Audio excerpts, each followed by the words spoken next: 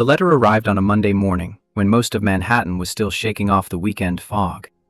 Victor Stone stood in his penthouse office 43 floors above the city, the envelope in his hands unmarked except for his name typed across the front.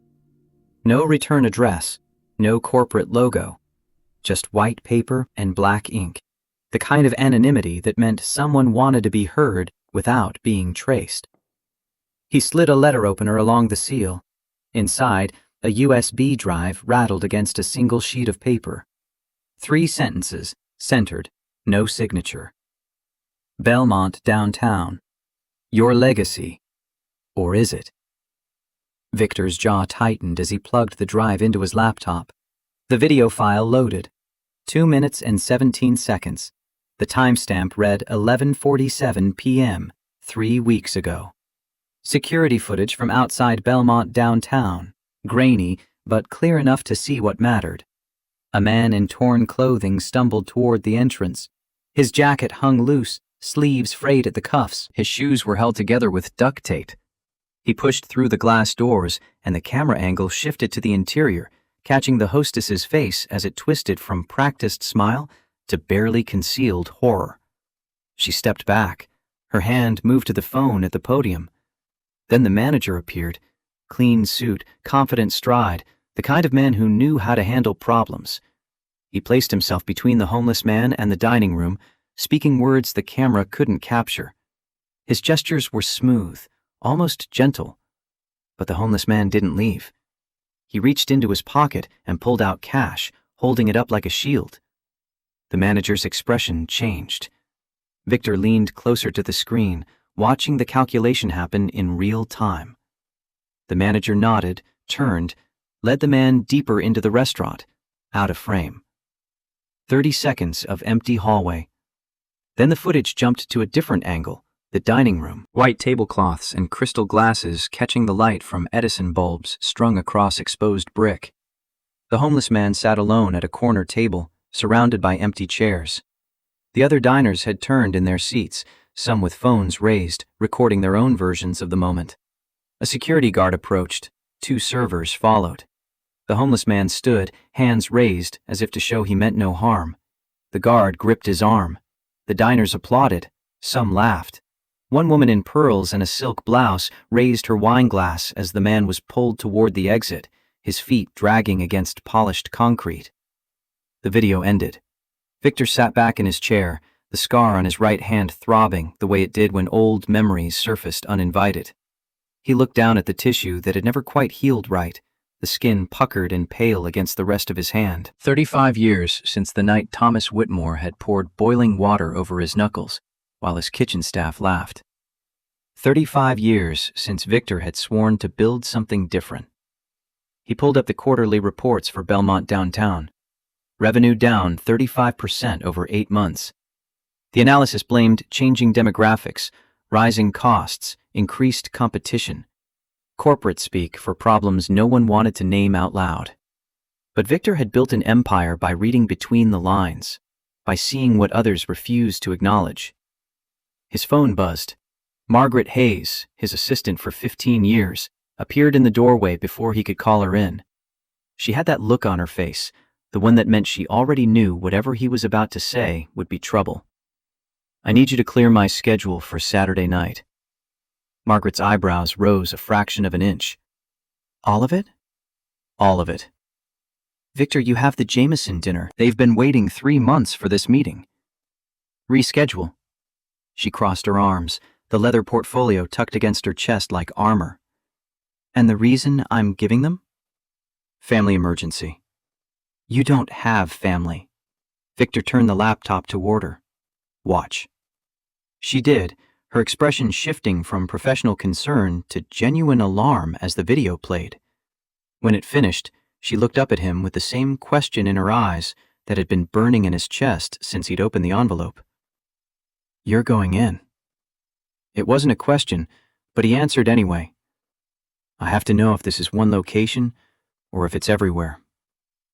Send someone from internal audit. We have people trained for this.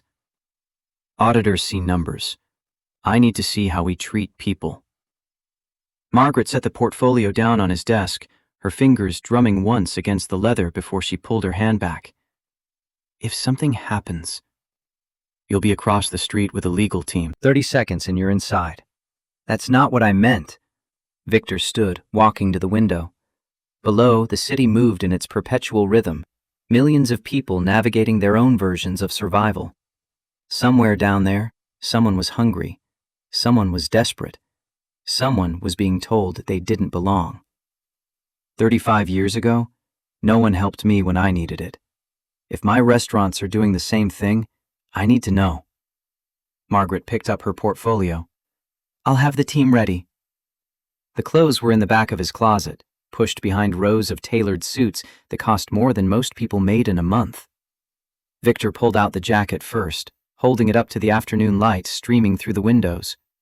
Faded green canvas, holes at the elbows, a stain near the collar that had never come out, no matter how many times he'd tried. He'd bought it at a Salvation Army in 1989 for $3, back when $3 meant the difference between eating and going hungry.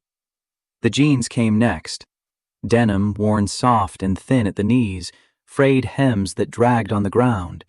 Paint splatters from a construction job he'd worked for 2 weeks before the foreman found out he was sleeping in the subway and told him not to come back.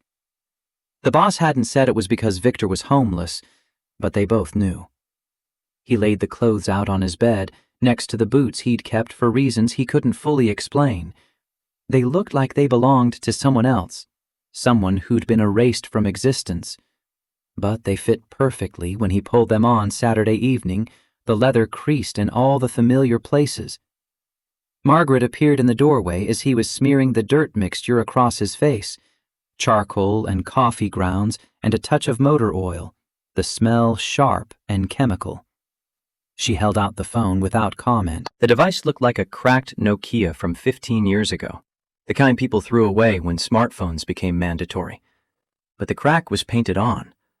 Inside, the phone had GPS tracking, a 72-hour battery, and a microphone that could pick up whispers from 20 feet away. The panic button was disguised as the number 9 key. Press and hold for 3 seconds, and Margaret's team would come through the doors, legal authority and physical presence ready to shut everything down. Victor slid the phone into the compartment carved into his boot sole. He'd had the modification done years ago, back when he still did surprise inspections at new locations. The leather closed over it seamlessly, no bulge to give away its presence. He removed his watch first. The Patek Philippe Nautilus had been a gift to himself after Belmont's 10th location opened, back when hitting double digits felt like proof he'd made it. $180,000 of craftsmanship and status, now sitting on his dresser, next to his wedding ring. Elizabeth had been gone 5 years, cancer taking her the same way it had taken his mother, but he still wore the ring every day. Not today, though. Today he needed to be someone who owned nothing worth stealing. Margaret handed him $180 in cash, the exact amount for a Wagyu A5 steak, a glass of wine, tax, and tip. He counted it twice, then folded it into his pocket. The Suburban is gassed up. Richard and David are already at the staging point. Security team is doing final equipment checks. Tell them to stay out of sight unless I signal. I need to see how this plays naturally. And if it doesn't play naturally? If it plays exactly like that video? Victor met her eyes in the mirror, his reflection strange with dirt smudged across his cheeks and forehead. Then we'll know what we're dealing with. Belmont downtown occupied a converted warehouse in Tribeca, the kind of space that had once held textiles or machine parts, before real estate developers discovered that wealthy people paid premium prices for the aesthetic of industrial decay. Exposed brick walls, concrete floors polished to a high shine, Edison bulbs strung from iron rafters. The windows stretched 15 feet high, offering views of the street where couples walked hand in hand after dinner at restaurants they'd waited months to get into. Victor paused half a block away, letting himself remember what it felt like to stand outside places like this when he couldn't afford to go inside. The hunger had been physical, yes, a gnawing emptiness that made it hard to think about anything else. But worse had been the invisibility, the way people's eyes would slide right past him as if he existed in a different dimension, one that didn't intersect with their carefully curated lives. He started walking. His boots made soft sounds against the sidewalk, nothing like the sharp click of leather dress shoes worn by the men and women flowing past him toward the entrance. A couple in their 30s, the woman's dress probably worth more than his first car, gave him a wide berth. The man's hand moved protectively to his wife's back, steering her away from potential danger. Victor pushed through the glass doors. The change in temperature hit him first, air conditioning set cold enough to make him aware of the sweat drying on his skin. Then the smell. Rosemary and garlic, seared meat, butter and wine, all of it mixing into the promise of plenty. His stomach growled despite the fact that he'd eaten munch 4 hours ago. Muscle memory from decades past, when any smell of food meant opportunity. The hostess looked up from her podium, her smile already in place. Amanda Foster, according to the name tag pinned to her black dress. 24, maybe 25. Blonde hair pulled back in a sleek ponytail. Her smile held for exactly 2 seconds before it froze, the muscles around her mouth going rigid as her brain processed the disconnect between his appearance and the space he was occupying. Her eyes darted to the security guard standing near the coat check. Troy Bennett, mid-30s, shoulders like a linebacker, the relaxed posture of someone who knew how to handle himself. He was already moving before Amanda said a word, his hand going to the radio clipped to his belt. But before Troy could reach him, another man emerged from the dining room. Derek Hammond, the general manager. His suit probably Hugo Boss, his shoes definitely Italian leather. 42 years old according to his personnel file, 5 years running this location. He'd started as a line cook at Belmont, Boston 12 years ago, worked his way up through talent and determination. Victor remembered promoting him to sous chef, then to manager. Derek had been everything Victor looked for in leadership. Skilled, dedicated, respectful to everyone from dishwashers to investors. Now Derek's face arranged itself into an expression of polite concern, the kind that looked like compassion from a distance, but felt like contempt up close.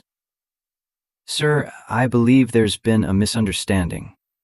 Derek's voice was smooth, trained to handle difficult situations without causing a scene.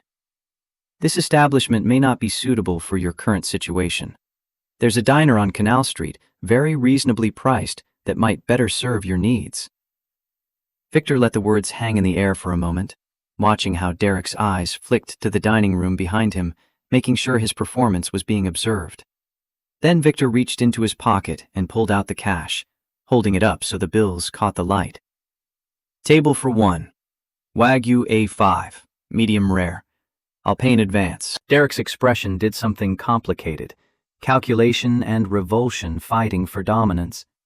His training said he couldn't refuse a paying customer.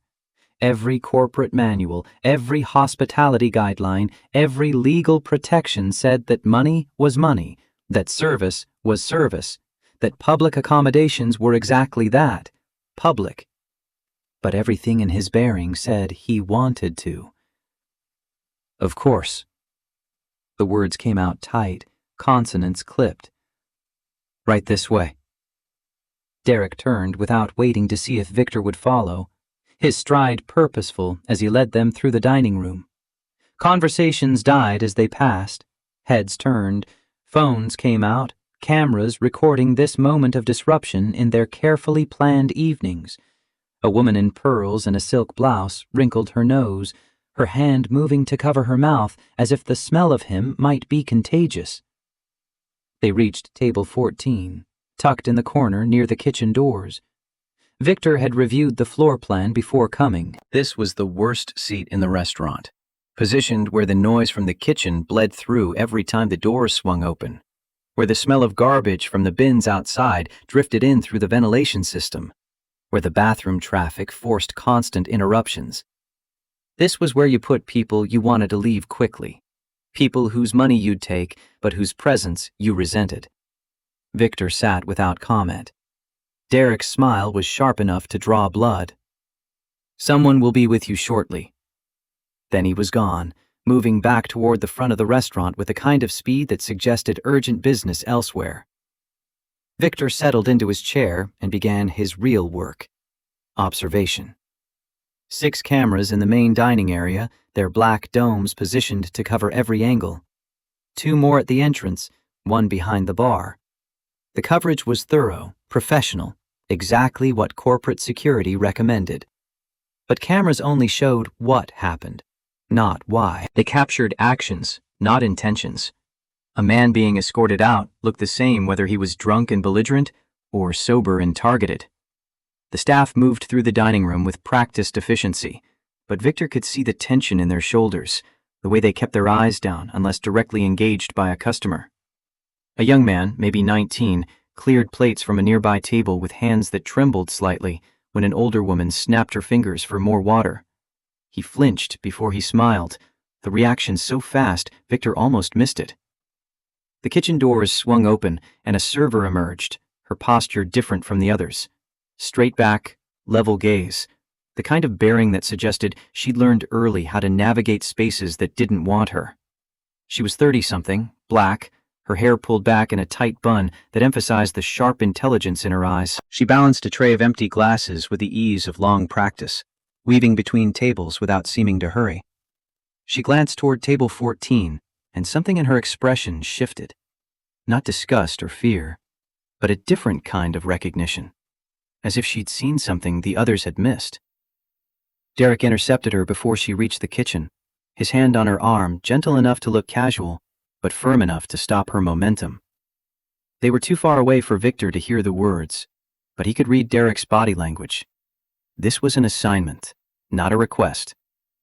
The woman, Jessica Turner, Victor would learn later, listened without expression, then nodded once. Derek's smile had teeth in it as he released her arm and walked away. Jessica picked up a water pitcher from the service station and approached table 14. She poured without meeting his eyes at first, the water level rising in the glass with a kind of precision that came from years of repetition. But when she set the pitcher down and finally looked up, Victor felt the weight of her assessment. She was reading him the same way he'd been reading the room, cataloging details that didn't match, searching for the truth beneath the surface. Her eyes caught on his hands. Not the dirt, though there was plenty of that. She was looking at the way he held them, the way his fingers rested on the table with the unconscious confidence of someone used to being in control. She glanced at his posture, the straight spine that belonged to a man who'd never learned to make himself smaller. Then her gaze flicked to his face, to his eyes, and something passed between them that felt like understanding. She knew. Not who he was, maybe, but she knew he wasn't what he appeared to be. "I'll give you a moment to look at the menu." Her voice was carefully neutral, but there was something else underneath. A question she didn't ask out loud. Ver ever opened the menu, running his finger down the list of entrees even though he'd memorized the offerings weeks ago. Wagyu A5, medium rare. And your wine recommendation for under $20? He watched her reaction. Most people in his position wouldn't know the menu terminology, wouldn't ask about wine pairings, wouldn't speak with the casual authority of someone who ate at places like this regularly. Her eyebrows rose a fraction of an inch before she controlled the response. "The 2016 Merlot from Paso Robles pairs well. $18. "I trust your judgment." She nodded, gathering the menu, but her eyes lingered on him for 1 second longer than necessary. Then she was gone, moving back toward the kitchen with the same efficient grace she'd shown before. The kitchen doors swung shut behind her, and Victor was alone with his thoughts and the ambient noise of wealthy people enjoying their Saturday night. Silverware clinked against china. Wine glasses rang like small bells when they touched in toasts. Conversations rose and fell, fragments of deals and gossip, and the kind of casual cruelty that came from never having to think about consequences. "Did you see him when he walked in? Absolutely appalling." Management should have stopped him at the door. "This is exactly why I don't come to these trendy places. I'm posting this to my Instagram. My followers will die." Victor's right hand curled into a fist under the table, the scar tissue pulling tight. He forced himself to breathe through the anger, to remember why he was here. Not for revenge, though there was something satisfying about imagining the looks on these people's faces when they learned the truth. He was here because someone had sent him that video, because someone had wanted him to see what Belmont downtown had become, because fixing this required him to understand it first. The kitchen doors opened again. A different server emerged, carrying a tray with practiced ease. Then Jessica reappeared, this time without a tray, moving toward the back area where Victor knew the staff bathroom and storage rooms were located. She glanced toward table 14 as she walked, her expression unreadable. 5 minutes passed. Victor counted them by the slow rotation of the second hand on the clock mounted above the bar. The bartender, a man in his late 20s with the kind of forearms that came from years of shaking cocktails, was watching him without pretending not to. No hostility in his gaze, just curiosity, maybe concern. Derek reappeared from the direction of the kitchen, speaking quietly to Amanda at the hostess stand. She nodded, her expression serious, and Derek moved on to the bar, leaning in to whisper something to the bartender. The bartender's eyes cut to Victor, then back to Derek. He nodded. Whatever was happening, it was coordinated. Jessica came back into view, but instead of returning to the front of the restaurant, she disappeared into the kitchen. The door swung closed behind her, and Victor settled in to wait. The kitchen hummed with controlled chaos. Marcus Thompson moved between stations with the focused intensity of someone who'd learned to work under pressure, his hands quick and sure as he plated dishes that would be photographed and posted and judged by strangers who thought their opinions mattered. 29 years old, sous chef for 2.5 years, talented enough to run his own kitchen someday if the universe was fair. But the universe wasn't fair, and Marcus knew it better than most. His wife Alicia was 7 months pregnant with twins. High-risk pregnancy, the doctor had said, his face arranged in the expression of professional sympathy that medical people learned in training. Bed rest recommended, no stress, regular monitoring, and bills that kept arriving even when Alicia couldn't work, even when Marcus was pulling double shifts, even when they'd already burned through their savings paying for the specialists who might keep their babies safe. $18,000 after insurance. The number lived in Marcus's mind like a parasite, feeding on every thought until it was hard to remember what it felt like to think about anything else. Derek's hand on his shoulder made him jump. The manager's grip was firm enough to be felt through the chef's coat, his fingers digging in just slightly harder than necessary. "Need you for a minute." Marcus wiped his hands on his apron and followed Derek to the back corner of the kitchen, behind the dry storage rack where the angle was wrong for the security cameras. He'd been back here before. Everyone who'd worked under Derek for more than a year had been back here at some point. This was where the real conversations happened, the ones that couldn't be overheard or recorded or used as evidence later. Derek's voice dropped to barely above a whisper.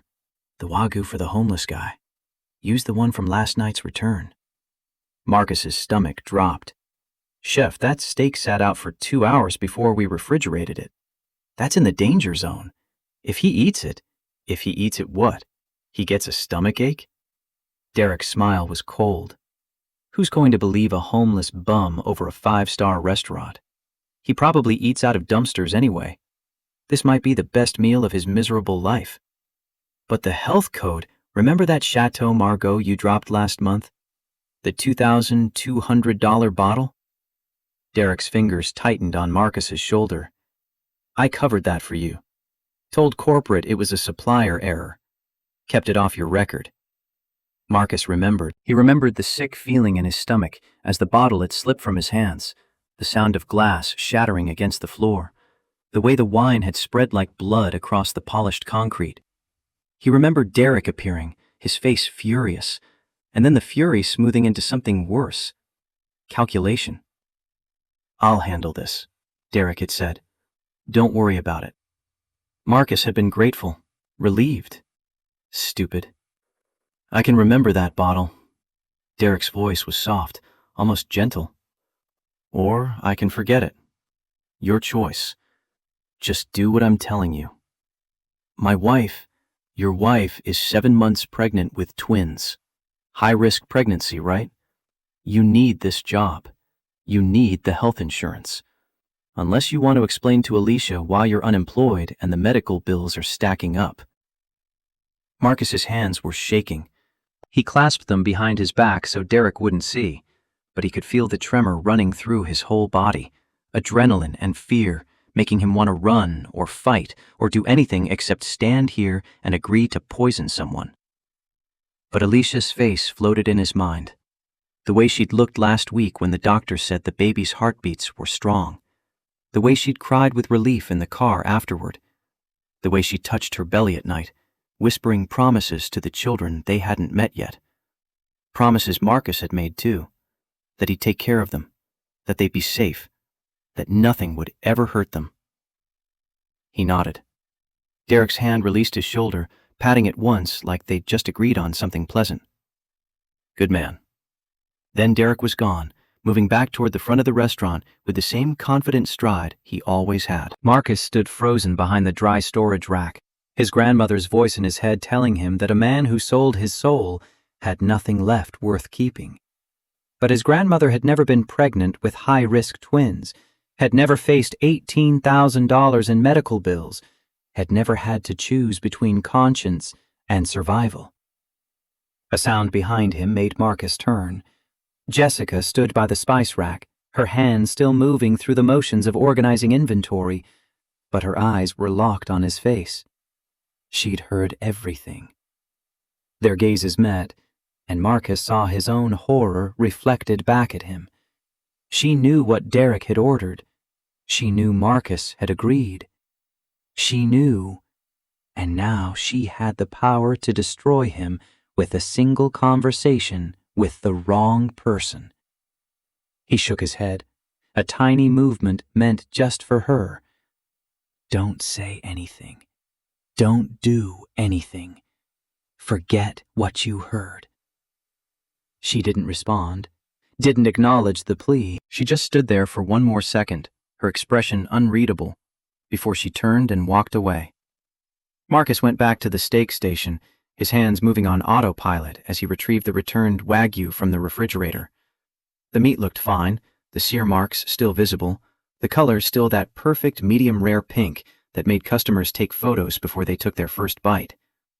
No one would guess by looking at it that this steak had been on someone else's plate the night before, that it had sat at room temperature for 2 hours and 10 minutes while the customer complained to Derek about it being undercooked, even though it was exactly what he'd ordered, that the bacteria had been multiplying in the warm darkness before someone finally thought to refrigerate it. Salmonella, E. coli, Listeria. Names from food safety courses Marcus had taken years ago, when he'd still believed that following the rules would be enough to succeed. The danger zone was between 40 and 140 degrees Fahrenheit, the temperature range where bacteria doubled every 20 minutes. 2 hours meant potentially hundreds of thousands of organisms, invisible to the eye, but capable of making someone violently ill. In someone with a compromised immune system, in someone malnourished or elderly or already fighting off other infections, it could be fatal.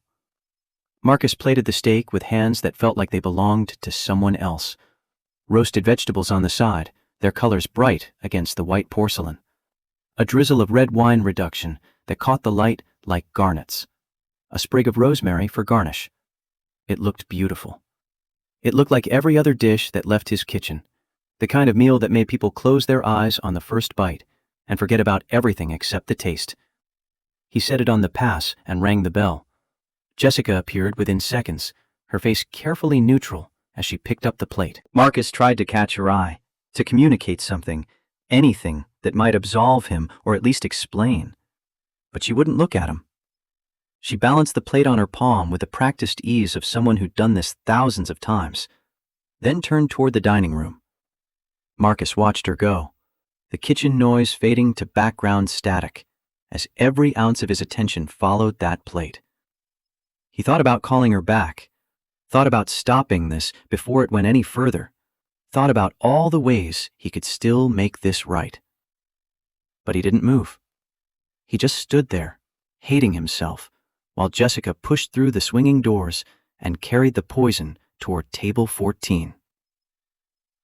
Jessica had learned to read people by the time she was 8 years old.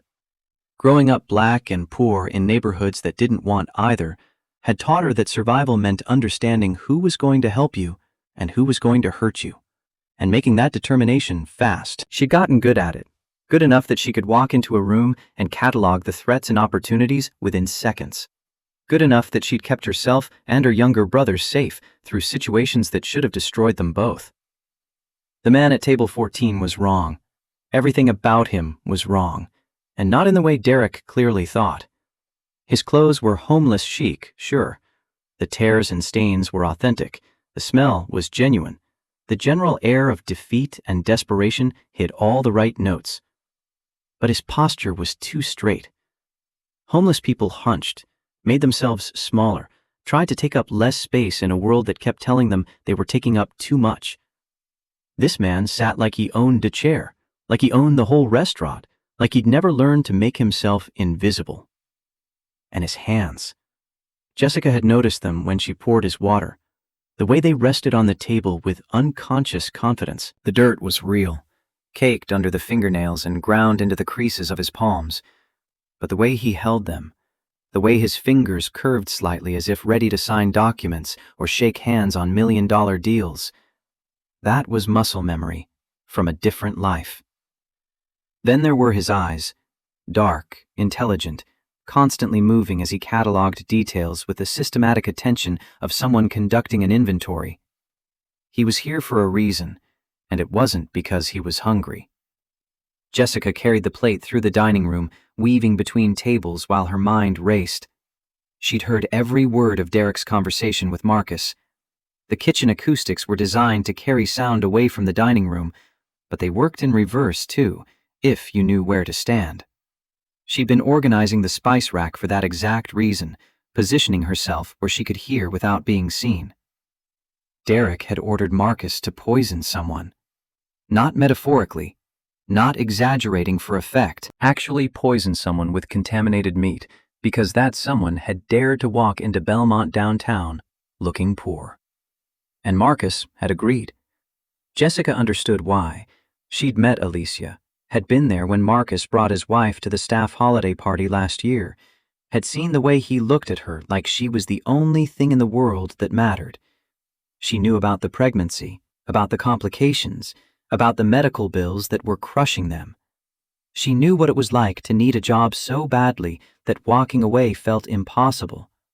She needed this job too. Emma's asthma medication cost $340 every 2 weeks, and that was with insurance.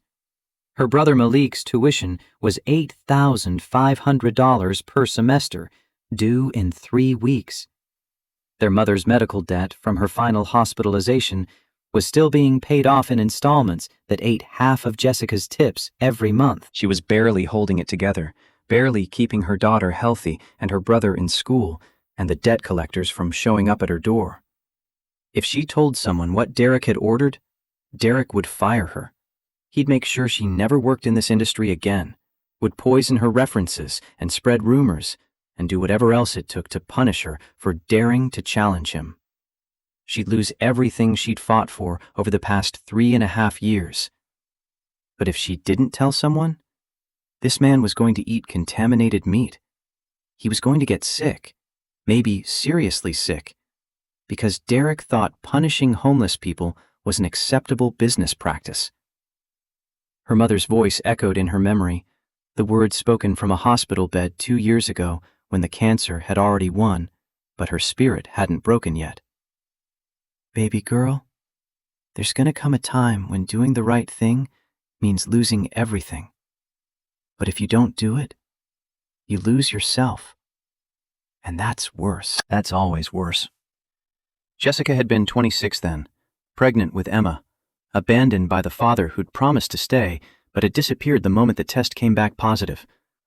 She thought she understood what her mother meant, thought she'd already faced that impossible choice. She'd been wrong.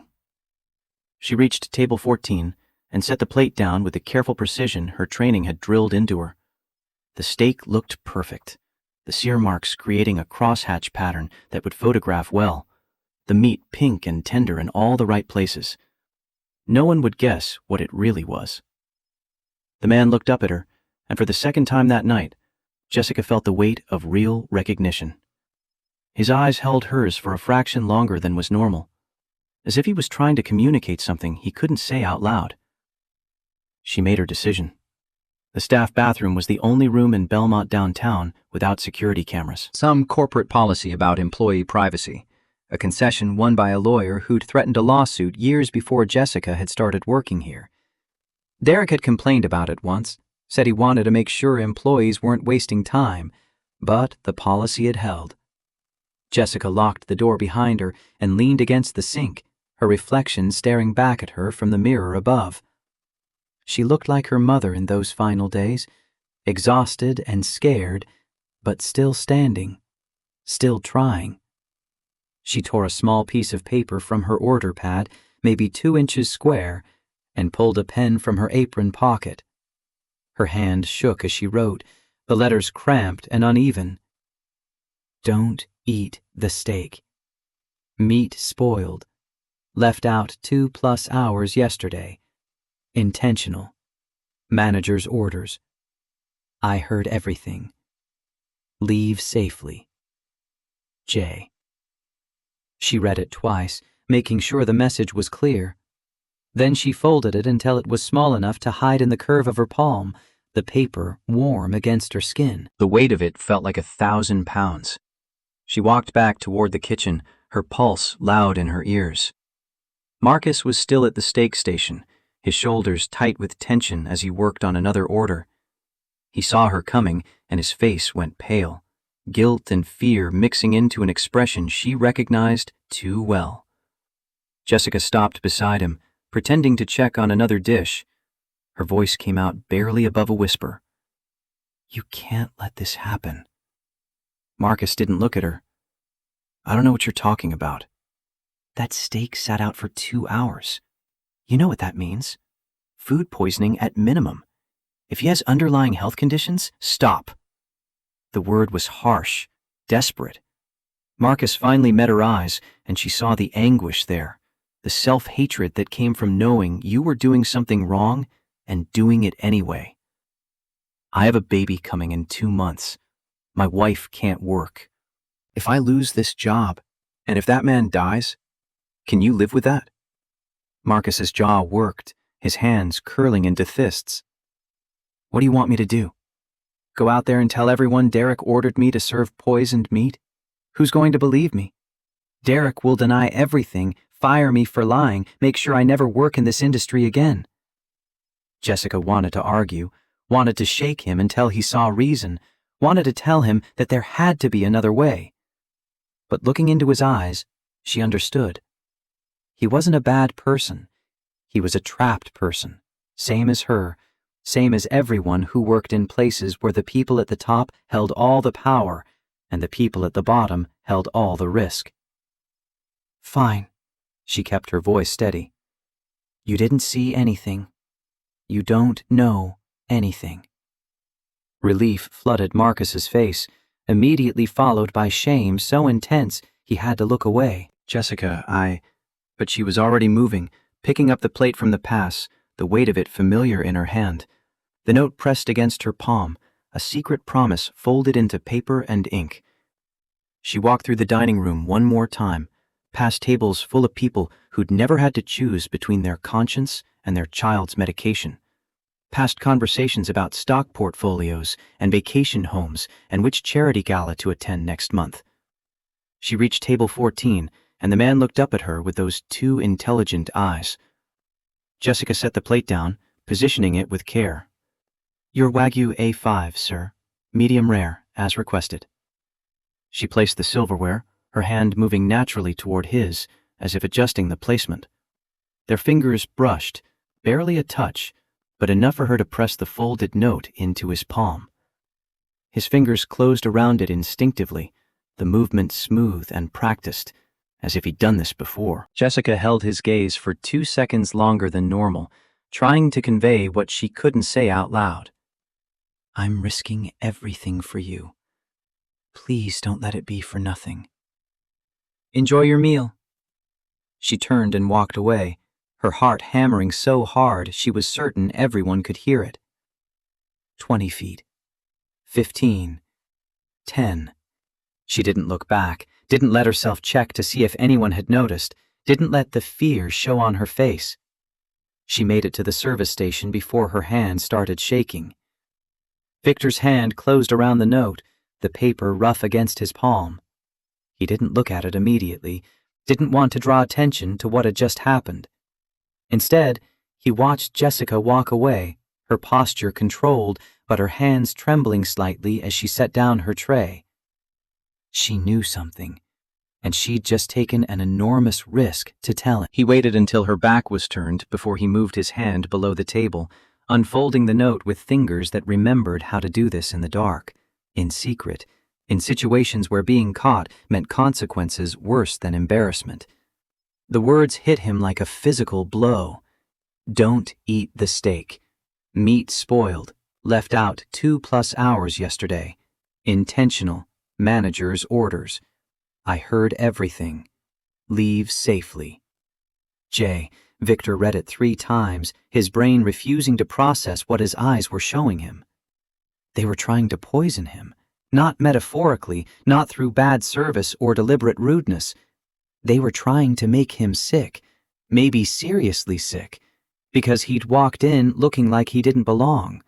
The scar on his right hand throbbed, phantom pain from an injury 35 years old, but never fully healed. He remembered the pot of boiling water arcing through the air.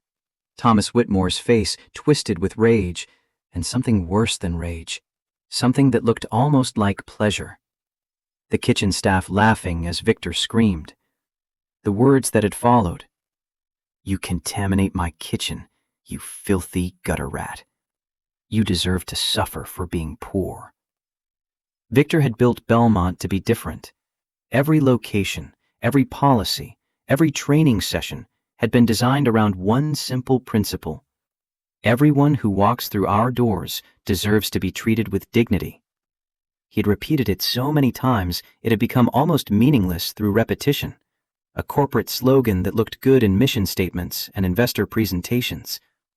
And now, in one of his own restaurants, they were trying to poison a man for the crime of being poor. The rage came first, hot and immediate, the kind of anger that made his vision narrow and his hands curl into fists. He wanted to stand up, to announce who he was right here and right now, to watch Derek's face when he realized what he'd done. He wanted consequences, immediate and severe, the kind that would send a message to everyone watching that this would not be tolerated. But then the rage settled into something colder, something more useful. Victor had not built a multi-million-dollar empire by acting on impulse. He'd built it by being strategic, by understanding that patience was more powerful than speed, by waiting for the exact right moment to strike. He needed to know how deep this went. Was Derek acting alone, or was this systemic? How many staff knew what was happening? How many had seen and said nothing? And most importantly, who else had been treated this way? Victor set his hand on the table, the note now hidden in his lap.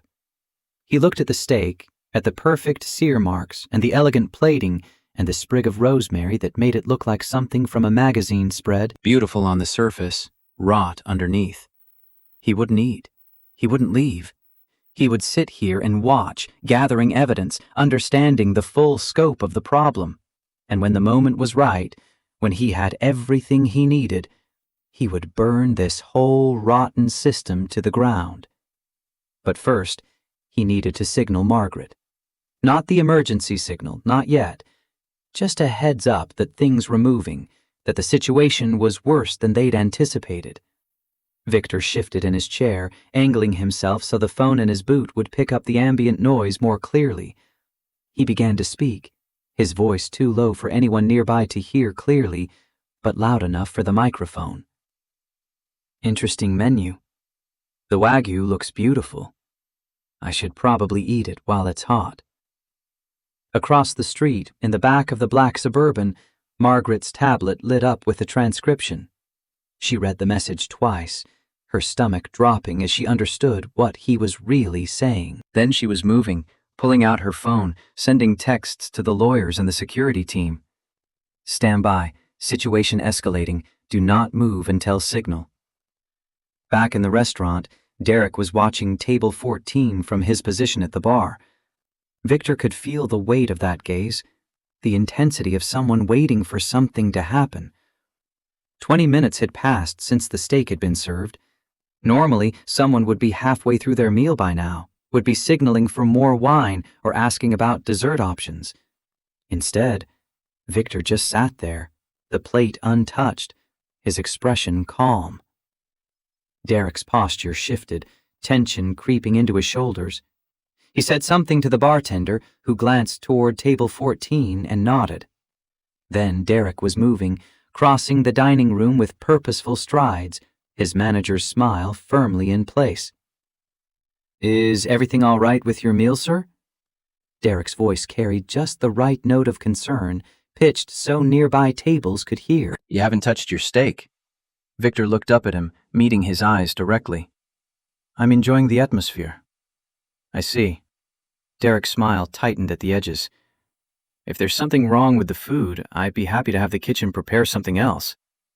"The food looks perfect." "Then perhaps you're not hungry after all." Victor let the silence stretch, watching Derek's expression shift from false concern to something harder. This was about control now, about forcing Victor to eat or leave, about maintaining the power dynamic that said people like Derek decided who belonged and who didn't. "I paid for this meal." Victor kept his voice level, reasonable. "I'll eat it when I'm ready." Derek's eyes narrowed. "Of course. Take your time." But as he walked away, Victor saw him catch Jessica's eye across the room. Derek's gesture was subtle, just a slight tilt of his head toward table 14, but the message was clear. "Watch him." Jessica nodded, her face expressionless, and Victor wondered what she was thinking. She'd risked her job to warn him. Now she was trapped between Derek's orders and her own conscience, watching to see if her risk had been worth it. Victor picked up his water glass and took a slow sip, his eyes scanning the room over the rim. The other diners had mostly gone back to their own meals, the novelty of his presence worn off. But a few were still watching, curiosity and judgment mixing in their gazes. A woman at the next table, mid-50s in expensive jewelry, leaned toward her companion. Her voice carried further than she probably intended. "He's been sitting there for half an hour without eating. Security should make him leave. Maybe he's waiting for it to cool down. Or maybe he's casing the place for a robbery later." Victor's hand tightened on his water glass. These were the people he'd built Belmont for. The customers who paid premium prices and left generous tips and made his quarterly reports look good. These were the people whose comfort and satisfaction drove every business decision, whose preferences shaped menus and decor and staff training. And they thought he was a criminal for existing in their space. 30 minutes became 40. The dining room's energy shifted as people finished their meals and began asking for checks. Jessica moved through the crowd with mechanical efficiency, her face carefully blank as she cleared plates and refilled water glasses. She didn't look at table 14, didn't acknowledge Victor's presence, but he could feel her awareness of him like a physical thing. Derek had disappeared toward the kitchen 10 minutes ago. Victor could imagine the conversation happening back there. Derek demanding to know why the homeless man wasn't eating, why he wasn't getting sick yet, why the plan wasn't working. At 45 minutes, a new player entered the scene. A woman in her early 50s, dripping with diamonds and designer labels, waved Derek over to her table with the imperious gesture of someone who expected immediate service. Her husband sat beside her, looking uncomfortable but unwilling to intervene. Victor couldn't hear what she said, but he saw Derek's expression shift from attentive to calculating. The woman gestured toward table 14, her face twisted with disgust. Derek nodded, his posture straightening with the kind of righteous purpose that meant someone had just given him permission to do what he'd wanted to do all along. Derek crossed the dining room one more time, but this time, his smile was gone. "Sir, I'm afraid I need to ask you to leave. We have other guests who require this table." Victor looked up at him, seeing the trap being laid. "I've paid for my meal." "I'll refund your money in full." "I don't want a refund. "I want to sit here and eat the meal I purchased." Derek's jaw tightened. "Sir, I must insist." "On what grounds?" Victor kept his voice calm, reasonable, the tone of someone who understood the law. "I've paid for service. I'm not disturbing anyone. I'm not intoxicated, not causing a scene, not violating any policies. This is a public accommodation under New York state law.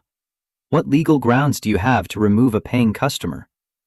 The question hung in the air, drawing attention from nearby tables. People were watching openly now, phones coming out again, recording this new development. Derek's face flushed red, anger and embarrassment warring for dominance. "There's been a staff issue," Derek said, his voice rising slightly. "Jessica Turner, come here, please." Across the dining room, Jessica froze. Victor watched her face go carefully blank as she set down the tray she'd been carrying and walked toward them. She moved like someone walking to an execution, each step measured and deliberate. When she reached table 14, Derek turned to address the room, his voice loud enough to carry. "I've received complaints that you were inappropriate with this guest. Multiple witnesses report that you made offensive comments when serving him." Jessica's eyes widened, genuine shock breaking through her controlled expression. "That's not true. I served his food and poured his water, nothing else." "Multiple witnesses," Derek repeated, talking over her. "Given the serious nature of these complaints, I have no choice but to suspend you immediately, pending a full investigation. Please collect your belongings and leave the premises." The dining room had gone completely silent. Every eye was fixed on the scene unfolding at table 14, on the black woman being publicly accused and humiliated, on the homeless man who had somehow triggered this entire disaster. Jessica stood frozen in the middle of the floor, her carefully constructed dignity cracking at the edges. Victor could see her thinking, see her calculating the cost of fighting back versus the cost of accepting this injustice. He saw the moment she thought of her daughter, of the medical bills, of her brother's tuition. He saw her decide that survival meant swallowing her pride. "I didn't do anything wrong." Her voice was steady despite the tremor in her hands. "I served him professionally, that's all." Derek shook his head with false sadness. "The witnesses say otherwise. Please leave now, or I'll call security." Jessica's eyes cut to the other servers, to Marcus visible through the kitchen doors, to anyone who might speak up and confirm her story. No one moved. They stood there in their uniforms, their faces painted with guilt and fear, and they watched her be destroyed because speaking up might cost them their own jobs. She was alone. And then Victor stood. The movement was slow, deliberate, drawing every eye in the restaurant. He straightened to his full height, his posture shifting from defeated to commanding in the space of a heartbeat. When he spoke, his voice was quiet, but it carried with the weight of absolute authority. "She didn't say anything inappropriate." Derek turned to him, confusion and anger mixing in his expression. "Sir, this is an internal—" "No." The word cut through Derek's objection like a blade. "This is a public accusation made in front of dozens of witnesses.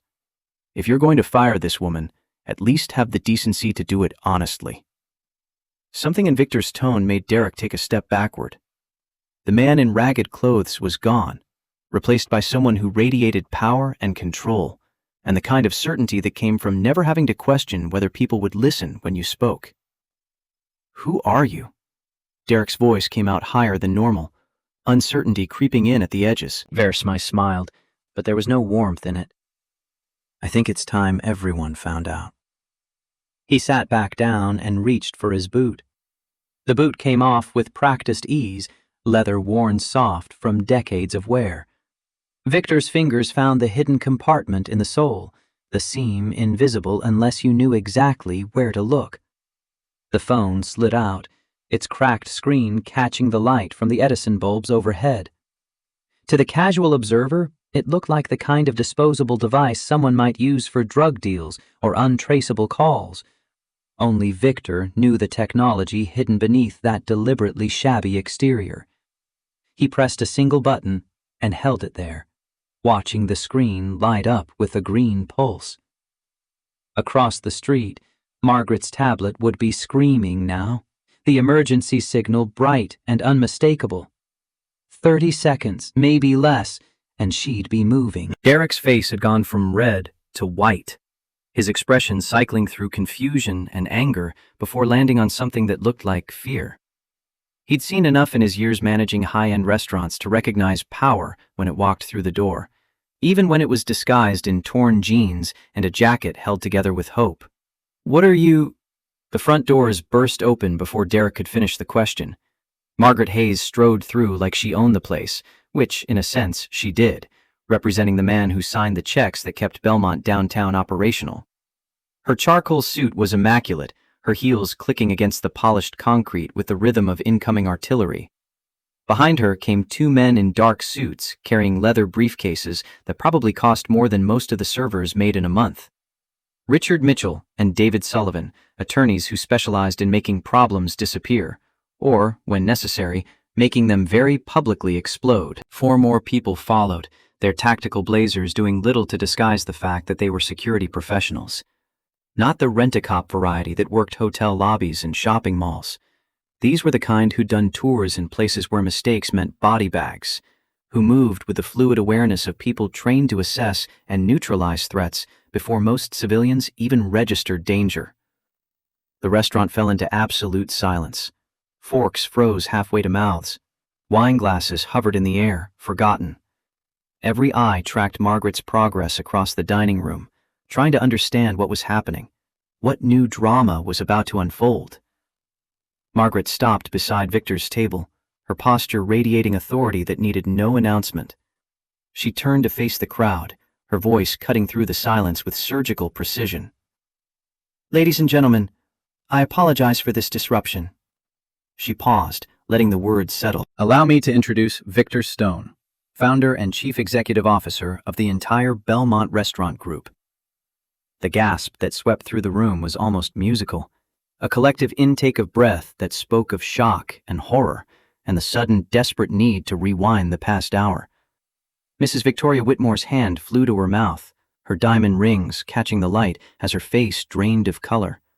Her husband Richard had gone gray, his eyes already calculating the social and professional damage this would cause. They'd just spent an hour complaining about the presence of their host, demanding his removal, treating him like vermin that needed to be swept away. Derek stood frozen, his mouth opening and closing like a fish pulled from water. The confident manager who'd orchestrated this entire evening had vanished, replaced by a man watching his world collapse in real time. His hands trembled as he reached for the table to steady himself, missing on the first try. Versboy stood slowly, brushing imaginary dust from his torn jeans. The dirt on his face suddenly seemed less like the grime of homelessness and more like war paint, the disguise of a general who'd infiltrated enemy lines to see the truth his subordinates wouldn't tell him. Even in ragged clothes, he radiated the kind of presence that came from building an empire from nothing, from surviving when survival seemed impossible, from never forgetting where he'd come from or why he'd fought so hard to escape. He pulled the small phone from his pocket, the microphone indicator still glowing. "I've been recording everything tonight. Every word, every interaction." Derek's eyes went wide, understanding flooding through the fear. "I don't know what you're talking about. This is—" "Then perhaps you can explain what's wrong with this steak." Victor gestured to the untouched Wagyu still sitting on table 14. "The one you ordered your sous chef to prepare, using meat that had been sitting at room temperature for over 2 hours, yesterday, before being refrigerated. Meat that was returned by a customer last night and should have been immediately discarded, per Health Code Regulation 23B, Section 4. The murmurs that had been building exploded into full-blown outrage. Diners pushed their plates away, some standing abruptly as if proximity to their meals might contaminate them. The woman who'd been live streaming earlier grabbed her phone again, her fingers flying across the screen as she updated her followers with this new development. That's slander! Derek's voice cracked on the word. I never said anything like that. He's making it up! Your voice is very distinctive, Derek, particularly when you're threatening employees. Victor's tone stayed level, almost conversational. Marcus Thompson, please step out here. The kitchen doors swung open, and Marcus emerged, his chef's coat still pristine despite the chaos of dinner service. His face had the gray pallor of someone who'd been waiting for the executioner's blade to fall, knowing it was coming, but not when. He stopped a few feet from Victor, his hands clasped behind his back to hide their shaking. You have a choice right now. Victor's voice gentled slightly, though his eyes remained hard. You can tell the truth about what Derek ordered you to do, or I can play the recording, and let everyone hear your voice agreeing to serve contaminated food. Marcus's throat worked, his eyes cutting to Derek and then away, unable to hold the gaze of the man who'd trapped him. Chef, think about your wife, Marcus. Think about your babies coming in 8 weeks. Victor took a step closer. I know Derek threatened you. I know about the wine bottle, about your medical bills, about feeling like you had no choice. But you have a choice now. You can tell the truth, or you can let this moment define the kind of father you're going to be. The silence stretched until it felt like the air itself might crack from the pressure. Marcus's eyes found Jessica, still standing where Derek had left her, suspended in limbo between employment and termination. She'd warned a stranger and risked everything. Marcus had stayed silent and saved nothing. His voice came out barely above a whisper. Derek ordered me to use the steak that was returned last night. The customer said it was undercooked, but it was perfect medium rare, exactly what he ordered. It sat on his table for maybe 10 minutes before he sent it back. And then? Victor's prompting was gentle but inexorable. We're supposed to throw away returned food immediately. Health code. But Derek told the night crew to put it in the refrigerator instead. Marcus's voice grew stronger as the truth spilled out. It sat at room temperature for over 2 hours before they refrigerated it. Danger zone for bacterial growth. Salmonella, E. coli, could be anything. And tonight? Tonight, Derek pulled me aside, told me to use that steak for the homeless guy, said no one would believe him if he got sick, said it would teach him a lesson for coming here. The words were coming faster now, as if Marcus couldn't stop them if he tried. He threatened my job. My wife Alicia, she's 7 months pregnant with twins, high-risk pregnancy. We've got $18,000 in medical bills even with insurance. He said I'd be explaining to her why I was unemployed and the bills were stacking up. Marcus finally looked at Victor, tears streaming down his face. I knew it was wrong. I did it anyway because I was scared. I'm sorry. I'm so sorry. The restaurant erupted. Customers were shouting, some demanding refunds, others already on their phones with lawyers or the health department. A man at table 9 stood up, pulling a badge from his wallet. Gregory Walsh, health inspector, off duty. That's a Class A health code violation, potentially criminal charges for food tampering. Derek backed away from the crowd, pressing in around him, his hands raised as if to ward off physical blows. This is insane! You're all crazy! I never— The recording doesn't lie, Derek. Victor pulled up the audio file on his phone. Derek's voice filled the restaurant, tinny but unmistakable. Use the returned Wagyu for the homeless guy. He won't know the difference. Marcus's voice, uncertain and afraid.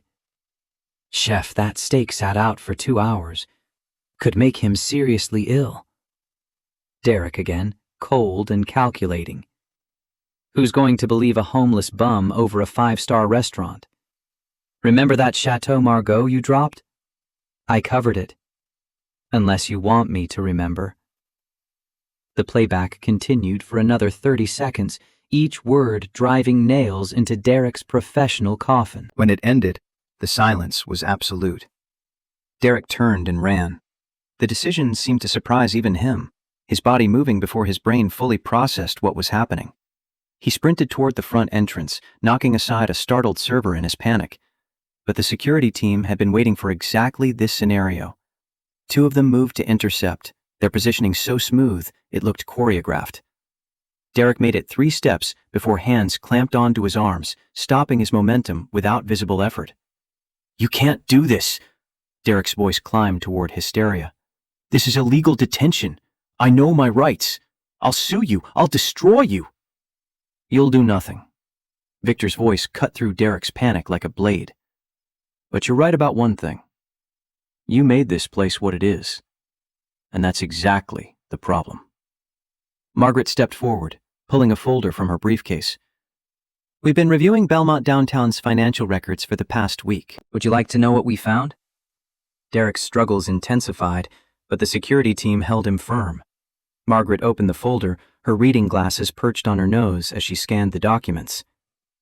"Embezzlement. $127,000 over 18 months, transferred to your personal account through a series of shell companies you thought were clever enough to hide. They weren't." She turned to Paige. "Falsified inventory reports. You've been reporting purchases of premium ingredients and buying cheap alternatives, pocketing the difference." "Supplier kickbacks." Richard Mitchell, one of the attorneys, stepped forward with his own folder. "Exclusive contracts given to vendors in exchange for cash payments. We have the bank statements, Derek. We have everything." Derek sagged in the security team's grip, the fight draining out of him as the reality of his situation became inescapable. His career was over. His freedom was in jeopardy. Everything he'd built, every corner he'd cut, every threat he'd made, was now being used as evidence against him. "But the money?" Victor's voice hardened. "That's secondary. The real crime is what you did to the people who trusted you." He turned to address the dining room, his gaze sweeping across faces that ranged from horrified to fascinated to quietly guilty. "You've created a culture where staff are terrorized into compliance, where customers are dehumanized if they don't meet your standards, where health codes are violated to punish people for being poor. You took everything I built and corrupted it into exactly what I swore I'd never create." The sound of sirens cut through the tension, growing louder as police cars pulled up outside. Margaret had made the call before they'd even entered the restaurant, knowing how this would end. A uniformed officer stepped through the entrance, surveying the scene with the weary expression of someone who'd seen too many Saturday night disasters. "I'm Sergeant Lisa Henderson. Someone called about an assault?" Margaret moved to intercept, her voice calm and professional. "Sergeant, we have a situation involving attempted assault with a hazardous substance, embezzlement, and systematic health code violations. We have audio evidence, witness testimony, and financial records." Sergeant Henderson's expression shifted from weary to alert. She looked at Derek, still restrained by Victor's security team, then at the restaurant full of witnesses, then at Margaret's immaculate suit and briefcase full of documents. "Someone want to explain what happened here?" Victor stepped forward. "I'm Victor Stone, owner of this restaurant. Tonight I came here disguised as a homeless man to test whether my staff would treat everyone with dignity. Instead, my manager ordered contaminated food to be served to me as punishment for being poor." Henderson's eyebrows rose. "You're the CEO and you came in disguised as homeless?" "Yes." "And your manager tried to poison you?" "Yes." Henderson pulled out her notepad, suddenly looking much more interested. "I'm going to need statements from everyone involved, starting with you, Mr. Hammond." Derek's lawyer arrived 15 minutes later, a harried man in a wrinkled suit who looked like he'd been pulled away from a family dinner. He listened to Derek's frantic explanation for exactly 30 seconds before holding up a hand. "Stop. Don't say another word." He turned to Sergeant Henderson. "My client will cooperate fully, but we need time to review the evidence. Your client is being arrested on suspicion of attempted assault with a hazardous substance. We can do this easy, or we can do this hard." Henderson pulled out handcuffs. Derek Hammond, you have the right to remain silent. The Miranda warning echoed through the restaurant as Derek was cuffed and led toward the door. His earlier confidence had completely evaporated, replaced by a kind of numb shock. He looked back once as they guided him outside, his eyes finding Victor's. There was a question there, something that might have been why or how or when did you know? Victor didn't answer. He just watched as Derek disappeared into the back of a patrol car, the red and blue lights painting the street in alternating washes of color. Gregory Walsh, the health inspector, approached Victor with his badge held out. I need to shut this restaurant down immediately. Full inspection of the kitchen, all food to be tested, complete review of procedures. Do what you need to do. Walsh nodded, already moving toward the kitchen. Marcus followed, his shoulders hunched with the weight of everything that had happened. Jessica stood alone in the middle of the dining room, her eyes tracking the chaos swirling around her, but her expression distant, as if she'd disconnected from reality to protect herself from the trauma of the past hour. Victor approached her carefully, the way you might approach a wounded animal. She didn't move as he stopped a few feet away. You wrote the note. It wasn't a question, but Jessica nodded anyway. I heard Derek ordering Marcus to use the bad meat. I couldn't. Her voice trailed off. You risked your job, your daughter's health care, your brother's tuition, everything. Victor studied her face, seeing the exhaustion and fear and stubborn dignity that kept her standing. Why?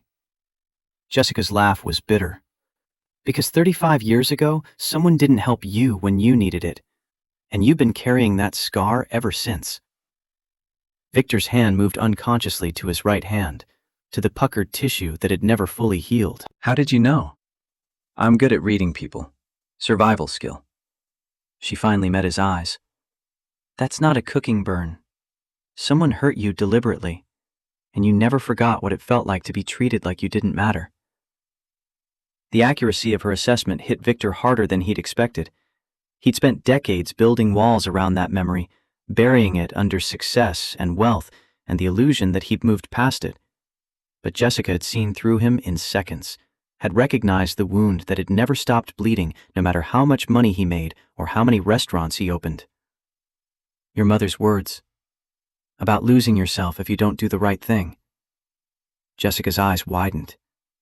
How do you...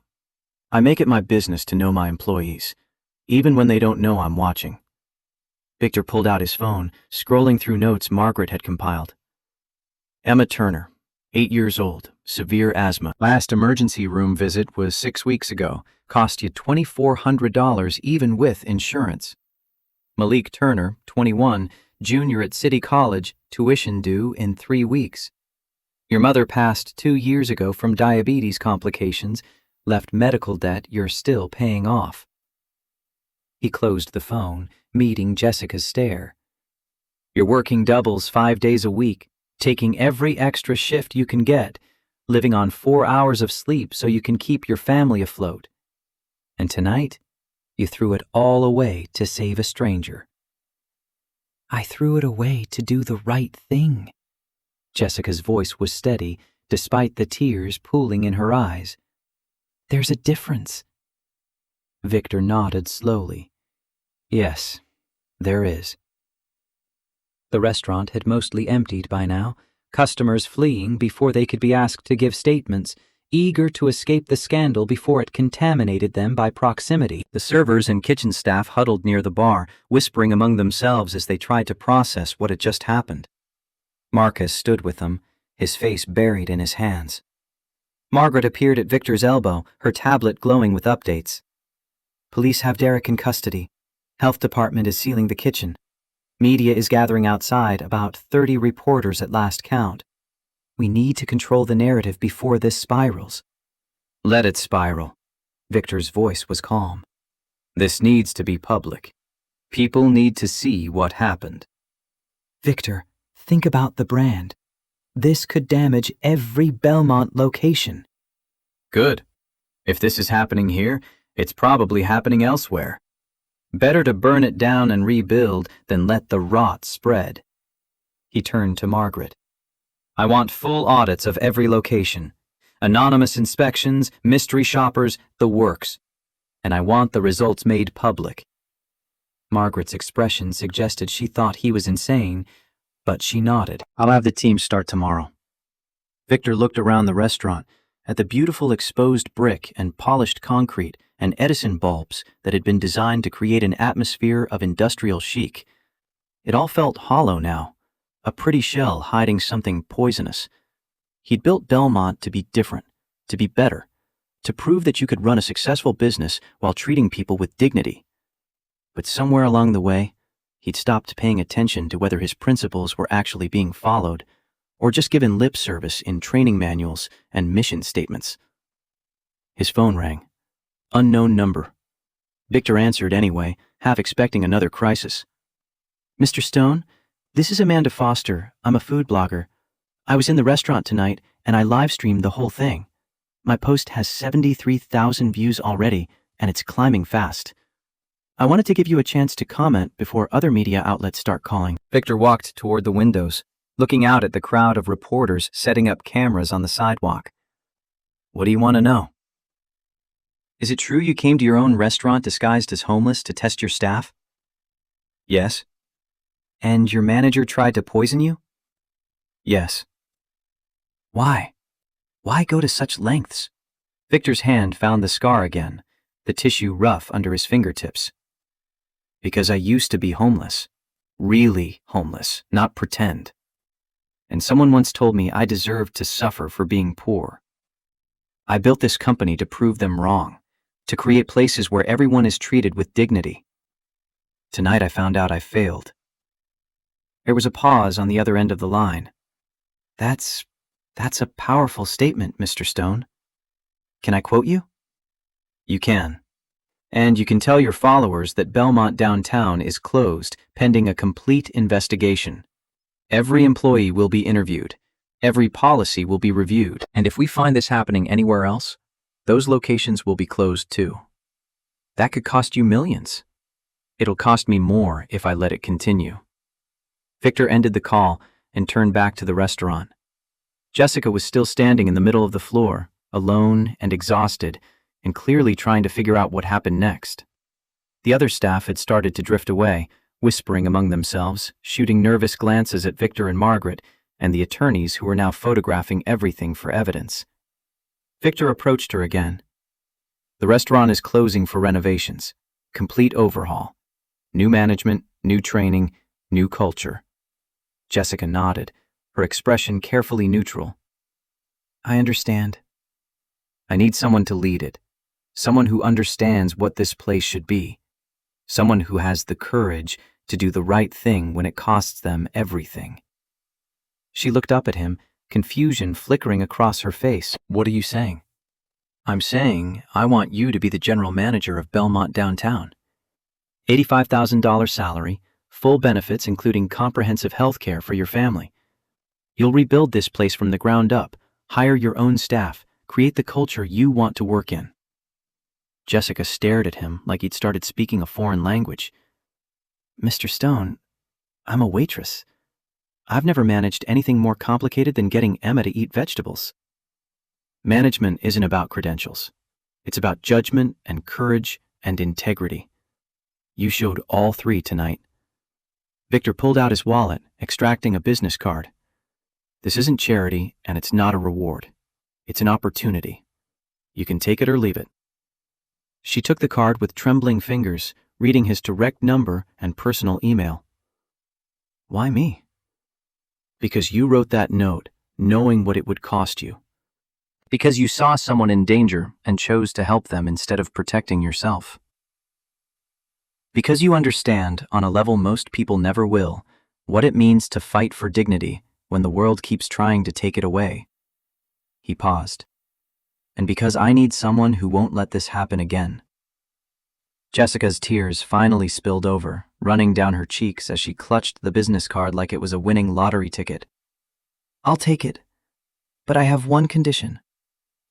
Victor's eyebrows rose. What is it?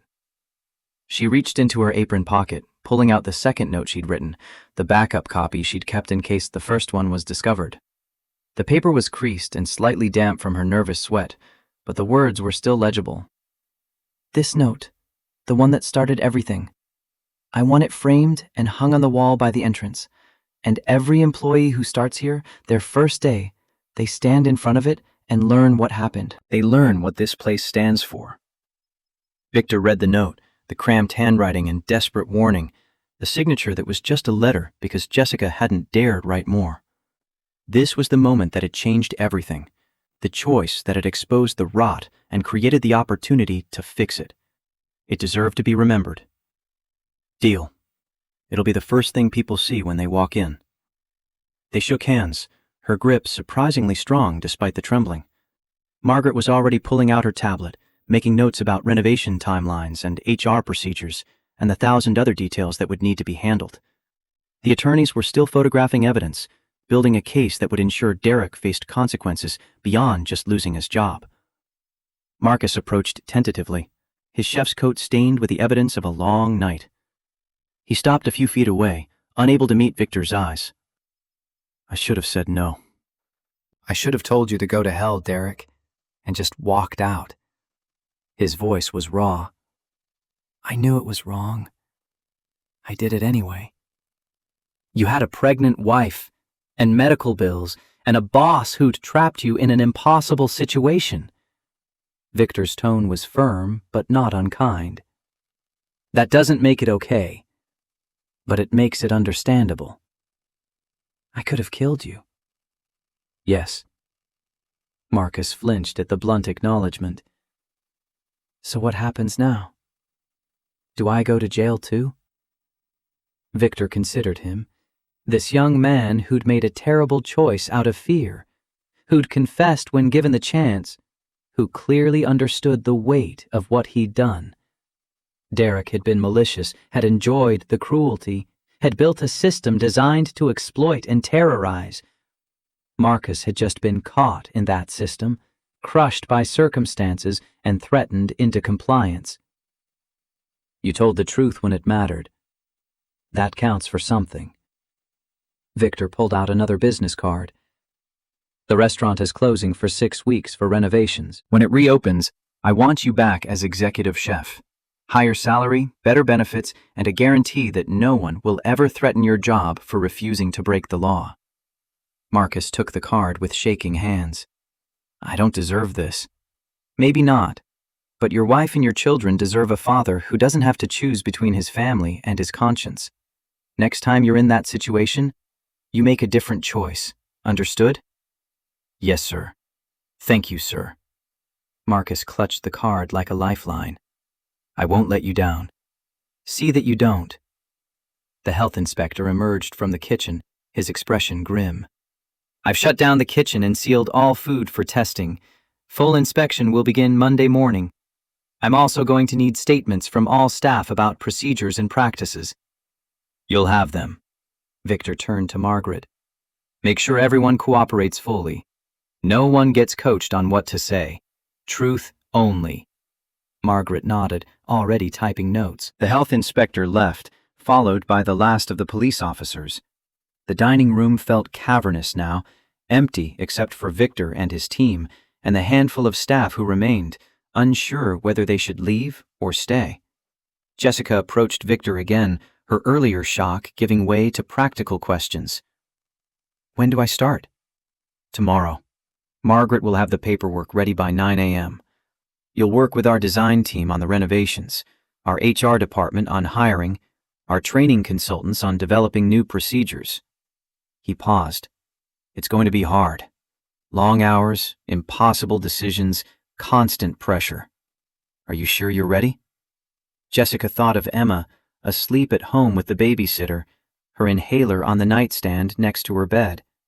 She thought of Malik, studying for exams and dreaming of becoming a lawyer who fought for people who couldn't fight for themselves. She thought of her mother's voice, telling her that doing the right thing sometimes meant losing everything, but losing yourself was worse.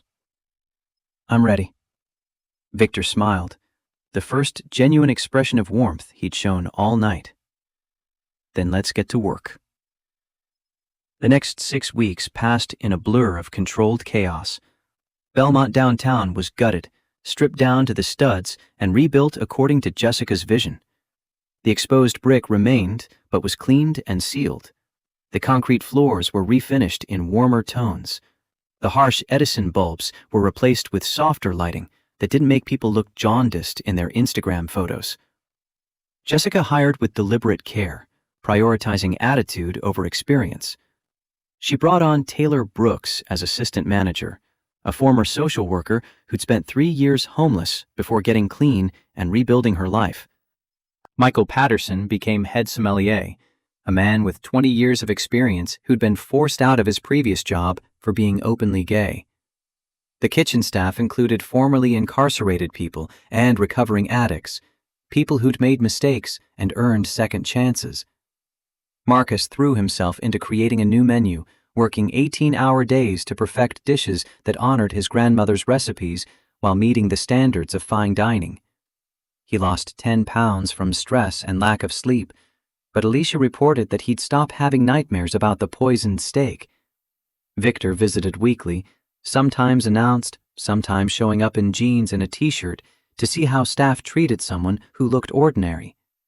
He never found anything approaching the cruelty Derek had fostered, but he found small inefficiencies, minor miscommunications, the normal friction of an organization finding its rhythm. Jessica addressed each issue with the same methodical care she'd shown when warning him about the contaminated meat.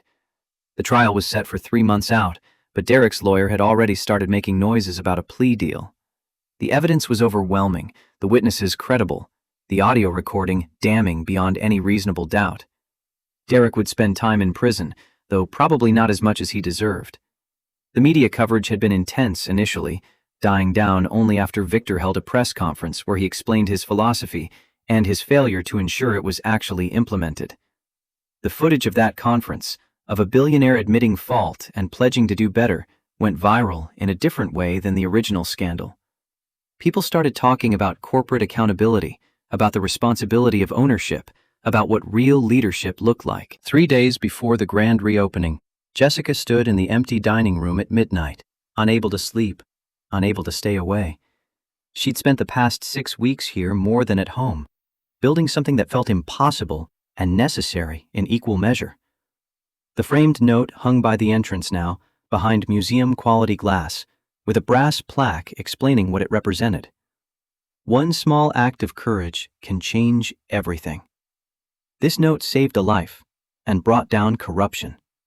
It reminds us, dignity is not a privilege. It is a right. Jessica Turner, General Manager. Victor found her there, standing in front of the frame, her reflection visible in the glass. He'd come to do a final walkthrough before the opening, to make sure everything was ready. Having second thoughts? Jessica turned, startled. Just making sure it's real. That I didn't dream the whole thing. It's real. Victor moved to stand beside her. You know what the hardest part is going to be? What? Living up to it every day. Making the right choice, even when it costs you. Holding everyone, including yourself, to the standard you've set. He looked at the note, at Jessica's cramped handwriting preserved forever. You'll fail sometimes. We all do. The question is, what you do after you fail. What did you do after you failed with Derek? Victor's hand found the scar, a habit he'd tried to break and couldn't. I came here. I put myself in a situation where I had to see the truth I'd been avoiding. And then I tried to fix it. He turned to her. But I can't fix everything. I'm 60 years old, Jessica. I've spent 35 years building this company. It's time for new leadership. People who understand what we're supposed to be because they'd lived on both sides of the divide. You're retiring? Not yet. But eventually. And when I do, I want people like you in positions where you can shape the culture, where you can make sure that note on the wall means something more than pretty words. Jessica looked around the restaurant, at the warm lighting and comfortable chairs and open kitchen that let everyone see exactly what was happening. It was beautiful, but more than that, It was honest. No hidden corners, no cameras with blind spots, no places where Derek could have pulled Marcus aside and threatened him into compliance. What if I mess this up? What if I become him? You won't. How do you know? Victor smiled. Because you're asking the question. Derek never did. The grand reopening was scheduled for 6 p.m. on a Saturday, the same day of the week and time that Victor had walked in 3 months ago. The media coverage was significant, food critics and journalists and influencers all vying for tables. But Jessica had held 5 tables in reserve, working with the local homeless shelter to identify people who needed more than a meal, who needed to be reminded that they mattered. Robert Williams arrived at 6:15, nervous in clothes that had clearly been carefully selected from donation bins. He was 58, 4 years homeless after his factory job disappeared, and his wife died, and everything fell apart in the span of 6 months. The hostess, Taylor Brooks, greeted him with genuine warmth. "Welcome to Belmont. Would you like a table by the window?" Robert's eyes widened, searching for the trap. "I don't have much money." "That's fine. We have a community menu for guests who need it. Full meals are $5, or pay what you can." Taylor's smile never wavered. "What sounds good?" Robert's voice cracked. "Anything warm. I haven't had a hot meal in... I don't remember." "May I suggest the braised short ribs? Chef's grandmother's recipe. It's incredible." She led him to the best table in the restaurant, the one with the view of city lights sparkling in the darkness. Robert sat carefully, as if the chair might disappear if he moved too quickly. His hands trembled as he smoothed the white tablecloth, touching luxury that had once been normal and was now almost unimaginable. Marcus brought the short ribs out personally, the plate arranged with the kind of care usually reserved for food photographers. "This was my grandmother's recipe. She raised me after my parents died, taught me that food is love. I hope you taste that." Robert took the first bite and closed his eyes, tears streaming down his face. The taste brought back memories of Sunday dinners with his own family, back when he'd been the one providing, back when his kids had looked at him with respect instead of shame. For the first time in 4 years, he felt human. Across the dining room, wealthy customers in designer clothes ate the same menu, paid different prices, shared the same space. Some looked uncomfortable at first, unsure how to process the presence of people they usually stepped over on their way to brunch. But the food was excellent, the service impeccable, and slowly the walls began to break down. Victor watched from a corner table, Jessica beside him, both of them monitoring the controlled experiment they'd created. The critic from the New York Times was taking notes, her expression thoughtful. The food blogger who'd live-streamed the original incident was documenting this too. Her narrative shifted from scandal to redemption. At 8 p.m., the door opened and Thomas Whitmore walked in. Victor recognized him instantly, despite the 35 years that had passed. Silver hair where there had been brown, expensive suit instead of chef's whites, but the same arrogant bearing, the same expression of entitlement. He'd aged into his cruelty, grown comfortable with it, built a career on being the kind of chef who screamed and threw pans and treated his staff like servants. Whitmore's eyes scanned the dining room, cataloging the mixed clientele with barely concealed disgust. He spotted Victor, and his expression shifted to something ugly. "So this is your charity project," Whitmore's voice carried, meant to be overheard. "Very touching." The restaurant went quiet, silverware pausing mid-bite. Jessica's hand moved toward her phone, ready to call security. But Victor held up a hand, stopping her. "Thomas, after 35 years, you still don't understand?" Whitmore laughed, the sound sharp and mocking. "Oh, I understand perfectly. You're playing savior to the homeless, patting yourself on the back for being noble. It's a publicity stunt, Stone. Good marketing, I'll give you that. But it won't last. You taught me the most important lesson of my life." Victor's voice was quiet, but it carried. "You showed me exactly what kind of man I never wanted to become." He held up his scarred hand, the tissue white against his skin under the restaurant lights. This reminds me every day why I built Belmont. Not to make millionaires comfortable, to make everyone human. Whitmore's eyes flicked to the scar, recognition and something that might have been shame crossing his face before arrogance reasserted itself. That was 35 years ago. You're still holding a grudge? I'm not holding a grudge. I'm holding a standard. Victor stood slowly. You told me I deserved to suffer for being poor. You poured boiling water on my hands while your staff laughed.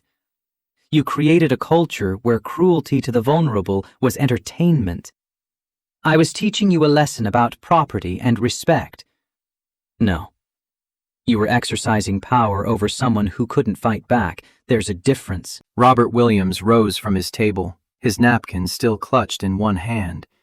He crossed the dining room with the same careful dignity he'd shown when entering, stopping a few feet from Whitmore. My name is Robert Williams. I'm homeless. I've been on the streets for 4 years. His voice was steady, despite the tremor in his hands. But I wasn't always. I was a factory foreman. Had a wife, 2 kids, a house in Queens. Paid taxes. Voted. Belonged. Whitmore's expression suggested he'd rather be anywhere else, but he was trapped by the audience, by the cameras the food blogger had trained on this confrontation. Then the factory closed. My wife got cancer. We lost everything trying to save her. She died anyway.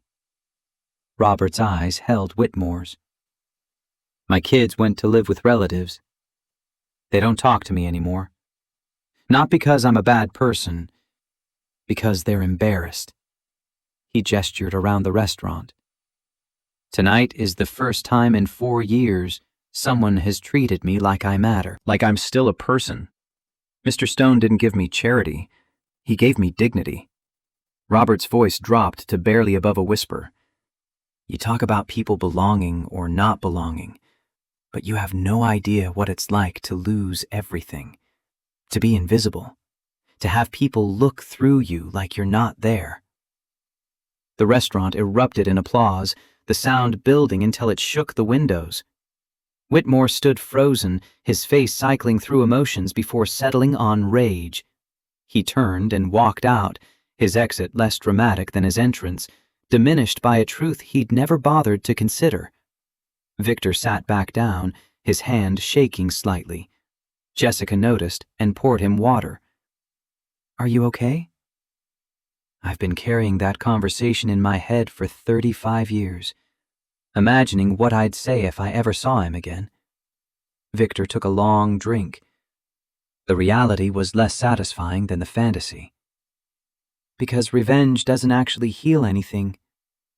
No, it doesn't. He looked at Robert, who'd returned to his table and was finishing his short ribs with the kind of reverent attention usually reserved for religious experiences. But building something better? That helps. The evening continued, the energy in the restaurant shifting from tense to celebratory. Critics took notes, customers posted photos, and the staff moved through their routines with the confidence of people who knew they were part of something meaningful. At 10 p.m., Jessica stood by the entrance and watched the last customers leave. The dining room was a mess of used napkins and empty wine glasses, but it was the mess of success, of people who'd stayed late because they were enjoying themselves too much to leave. Victor joined her, looking as tired as she felt. First night's always the hardest. Does it get easier? No. But you get better at handling the hard parts. He paused. You did well tonight.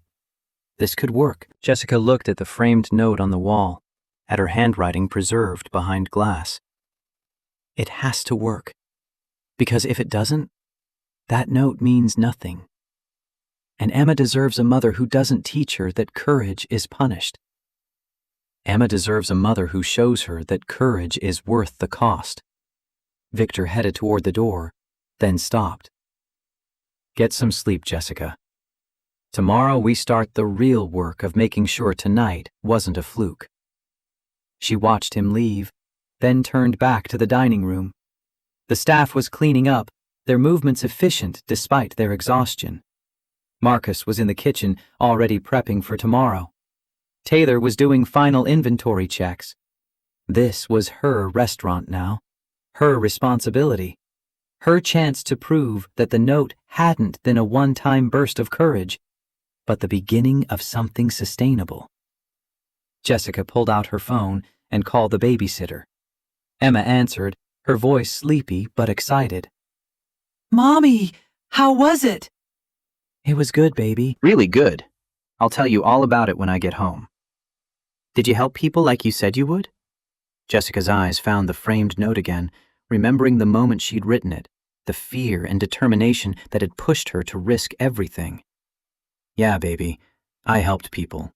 And tomorrow, I'm going to help more." "I'm proud of you, Mommy." The words hit harder than Jessica expected, tears burning behind her eyes. "Thank you, baby.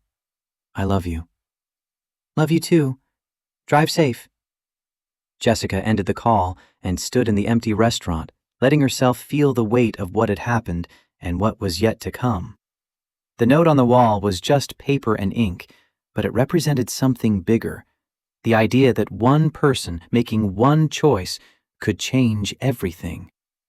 She turned off the lights and locked the door, the framed note catching the glow from the street lamps outside. Tomorrow would bring new challenges, new decisions, new moments where choosing right meant risking everything. But tonight, for the first time in longer than she could remember, Jessica wasn't just surviving. She was building something worth keeping. 6 months after the grand reopening, Derek Hammond sat in a federal courtroom in Lower Manhattan, his expensive suit replaced by an orange jumpsuit that made his skin look sallow under the fluorescent lights. The jury had been deliberating for 4 hours, long enough that Derek's lawyer had started checking his watch every few minutes, long enough that the prosecutor looked relaxed and confident. Victor sat in the gallery, Jessica beside him, both of them quiet witnesses to the final act of a drama that had started with a note written on a torn piece of order pad. The courtroom smelled like floor polish and recycled air, nothing like the rosemary and garlic that had filled Belmont downtown on that Saturday night. The jury filed back in, their faces carefully neutral in the way people looked when they'd made a decision they believed was right, but knew would devastate someone. The forewoman, a middle-aged black woman who'd paid close attention during testimony, handed the verdict form to the bailiff. Judge Maria Gonzalez read it silently, her expression giving nothing away. "Will the defendant please rise?" Derek stood on legs that shook badly enough for everyone to see. His lawyer put a hand on his shoulder, either for support or to keep him from collapsing. "On the count of attempted assault with a hazardous substance, how do you find?" "Guilty." Derek's knees buckled. His lawyer caught him, holding him upright while the forewoman continued reading verdicts. Guilty on embezzlement. Guilty on fraud. Guilty on 47 counts of health code violations, each one a separate charge because the prosecutor had wanted to make a point about systematic negligence. The courtroom remained silent as Judge Gonzalez set a sentencing date for 2 weeks out. Derek was led away, his face blank with shock, still processing the reality that his freedom had just been measured in years instead of days. Outside the courthouse, reporters swarmed. Jessica had learned to navigate this attention over the past 6 months, had developed the skill of answering questions without saying anything that could be used against her. But today she stopped on the courthouse steps and let them ask. "How do you feel about the verdict?" "Relieved. Justice was served." "Do you think the sentence will be harsh enough?" Jessica thought about Marcus, still waking up at 3 a.m. sometimes with nightmares about what could have happened. She thought about the trust that had to be rebuilt with every customer who walked through Belmont's doors, wondering if their food was safe. She thought about the staff Derek had terrorized, the corners he'd cut, the culture of fear he'd fostered. I think Derek will have time to reflect on his choices. Whether he uses that time to become better is up to him. What about you? Running Belmont downtown now, facing scrutiny every day. Is it worth it? The question hit deeper than the reporter probably intended. Jessica had asked herself the same thing at 2 a.m. when Emma's asthma flared and Jessica was too exhausted to be as present as she wanted. She'd asked it when hiring decisions went wrong, when staff conflicts erupted, when the pressure of living up to that framed note felt impossible. Every day I get to show my daughter that doing the right thing doesn't always destroy you. Sometimes it builds something better. Jessica met the camera directly. That's worth every sleepless night. Victor stepped up beside her, his presence enough to shift the reporter's attention. They learned that he gave good quotes, that his story of going from homeless to billionaire to undercover investigator had the kind of arc that made for compelling headlines. Mr. Stone, you've announced major changes across all Belmont locations. Some analysts say you're sacrificing profits for principles.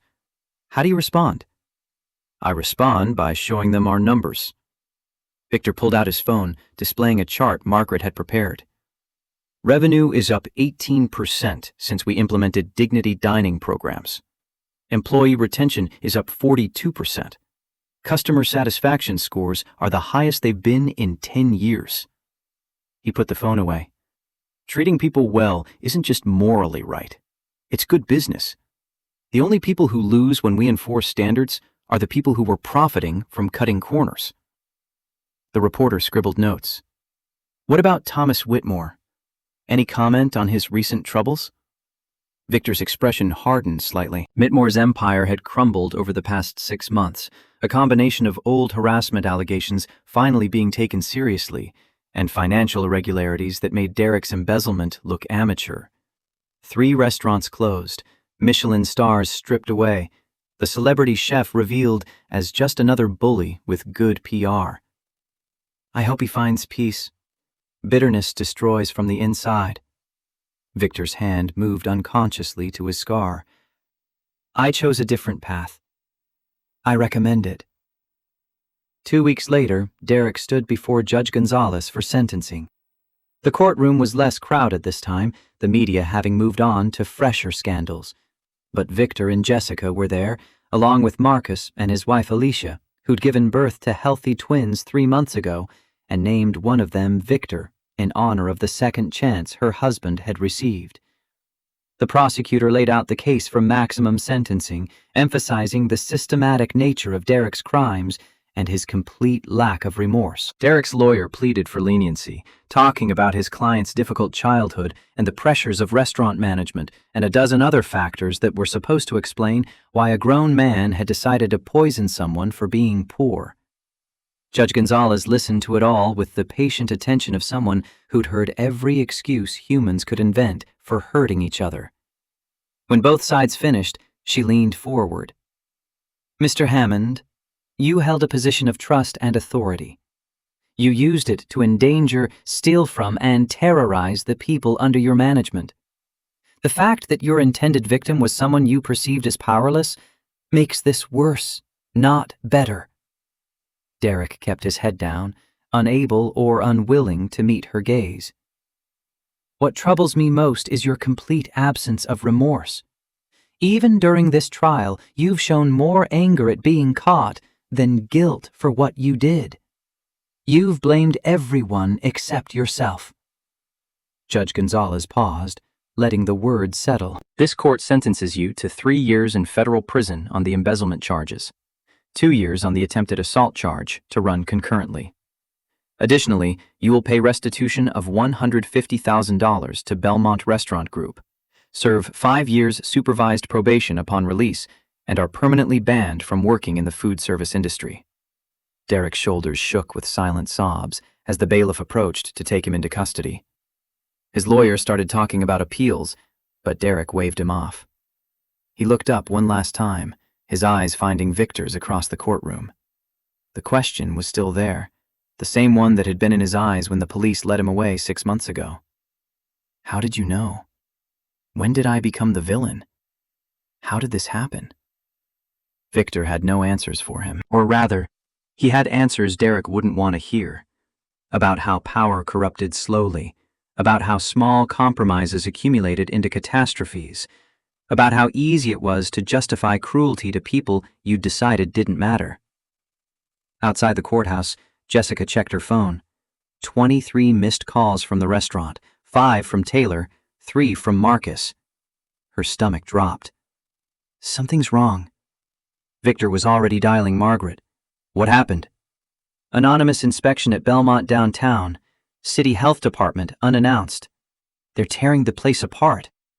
Jessica felt the blood drain from her face. They'd been so careful, had implemented every protocol, had triple-checked everything. But inspections could find violations anywhere if they looked hard enough, could shut down restaurants for infractions as small as a thermometer being 1 degree off. I'm heading there now. Jessica was already moving toward the street, flagging down a taxi. I'm coming with you. Victor followed, his phone still pressed to his ear as Margaret updated him on the situation. The ride back to Tribeca took 20 minutes that felt like 20 hours. Jessica's mind raced through every possible scenario, every corner they might have cut, every procedure they might have rushed. She'd built her entire reputation on Belmont downtown being different, being better. If they failed an inspection now, after everything, it would prove every cynic right. The restaurant was surrounded by city vehicles when they arrived, official-looking people with clipboards moving in and out. Taylor stood near the entrance, her face pale but composed. They showed up an hour ago. Full inspection, kitchen and dining room. Inspector Gregory Walsh is leading it. Jessica's tension eased slightly. Walsh was the off-duty inspector who'd witnessed Derek's takedown, who'd been the one to initially shut them down for renovations. He was thorough but fair, the kind of inspector who cared about public safety more than quotas. She found him in the kitchen, his clipboard thick with notes. Marcus stood nearby, his arms crossed over his chest, watching every move. Inspector Walsh. He looked up, his expression unreadable. Miss Turner, Mr. Stone. Interesting timing for an inspection, isn't it? Is there a problem? That's what I'm here to determine. He made another note. We've been getting complaints, anonymous tips about potential health code violations, staff shortcuts, quality control issues. Jessica's chest tightened. From who? Anonymous means I can't tell you even if I knew. But given this restaurant's history, we're taking them seriously. Walsh moved to the refrigeration unit, checking temperatures with a digital thermometer. So far, everything's coming back clean. Temperature logs are meticulous. Food storage is textbook. Sanitation protocols exceed minimum standards. He moved to the prep area, examining cutting boards for cross-contamination, checking for pest evidence, testing water temperature at the hand-washing stations. Marcus followed him like a shadow, ready to answer questions or provide documentation. 2 hours later, Walsh finished his inspection. The dining room staff had been interviewed, the storage areas thoroughly examined, every process scrutinized. He signed his clipboard and turned to Jessica. I'm not finding violations. Your operation is actually cleaner than most restaurants I inspect. He paused.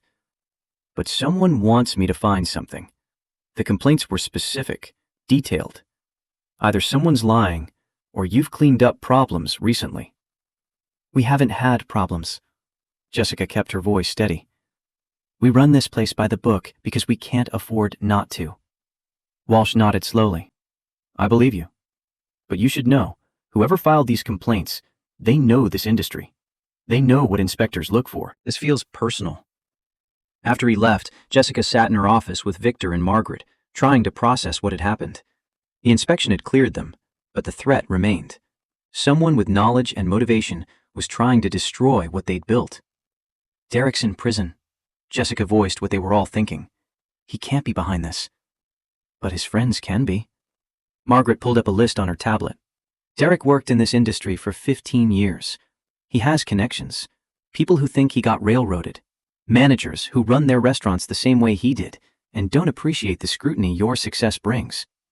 Victor studied the list, recognizing names from industry events and professional associations. Some of these people had been at conferences where he'd spoken about dignity dining, had asked pointed questions about whether he was trying to put traditional restaurants out of business with his social justice warrior nonsense. We need to be prepared for more attacks, not just inspections, reviews, social media campaigns, staff poaching. They'll hit us everywhere they can. Jessica felt exhaustion settle over her like a weight.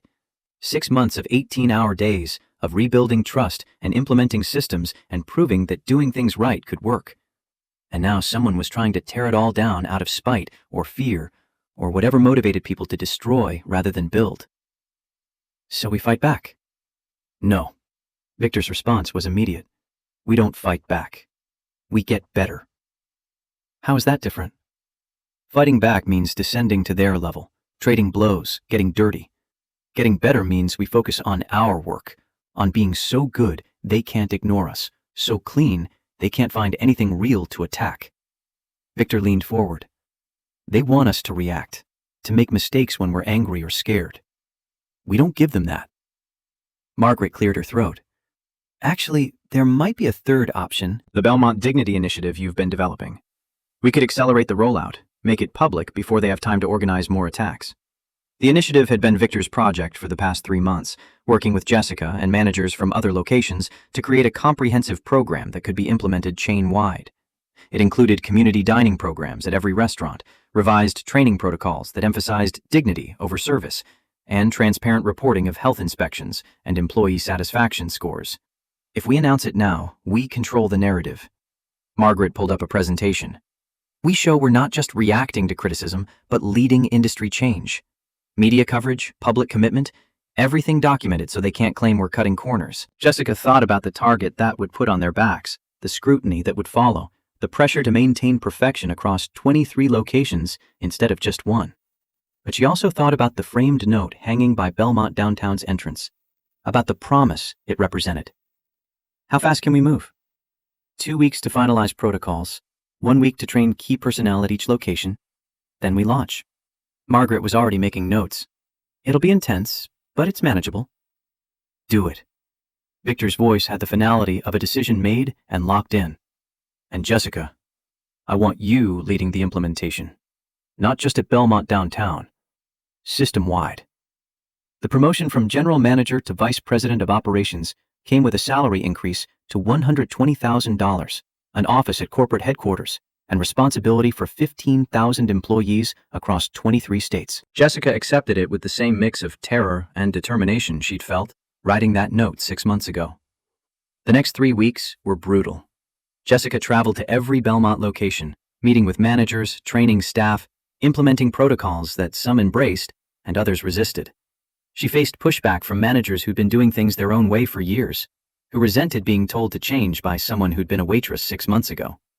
At Belmont Chicago, the general manager quit rather than implement dignity dining. I'm running a restaurant, not a charity, he announced before walking out. Jessica promoted the assistant manager, a 30-year-old woman named Sarah, who'd been quietly advocating for exactly these changes. At Belmont Miami, half the kitchen staff walked out when they learned they'd have to serve community menu meals at reduced prices. Jessica hired replacements from a culinary school that specialized in second-chance education, bringing in students who'd aged out of foster care or been formerly incarcerated. At Belmont Boston, where Derek had started his career, Jessica found a culture eerily similar to what Derek had created in New York. Staff terrified, corners cut, wealthy customers treated like royalty while everyone else got contempt. She fired the entire management team and spent 2 weeks personally overseeing the rebuild. Emma barely saw her mother during this period. Jessica's guilt aided her every time she had to tell her daughter she'd miss another school event, another bedtime, another ordinary moment that couldn't be recovered.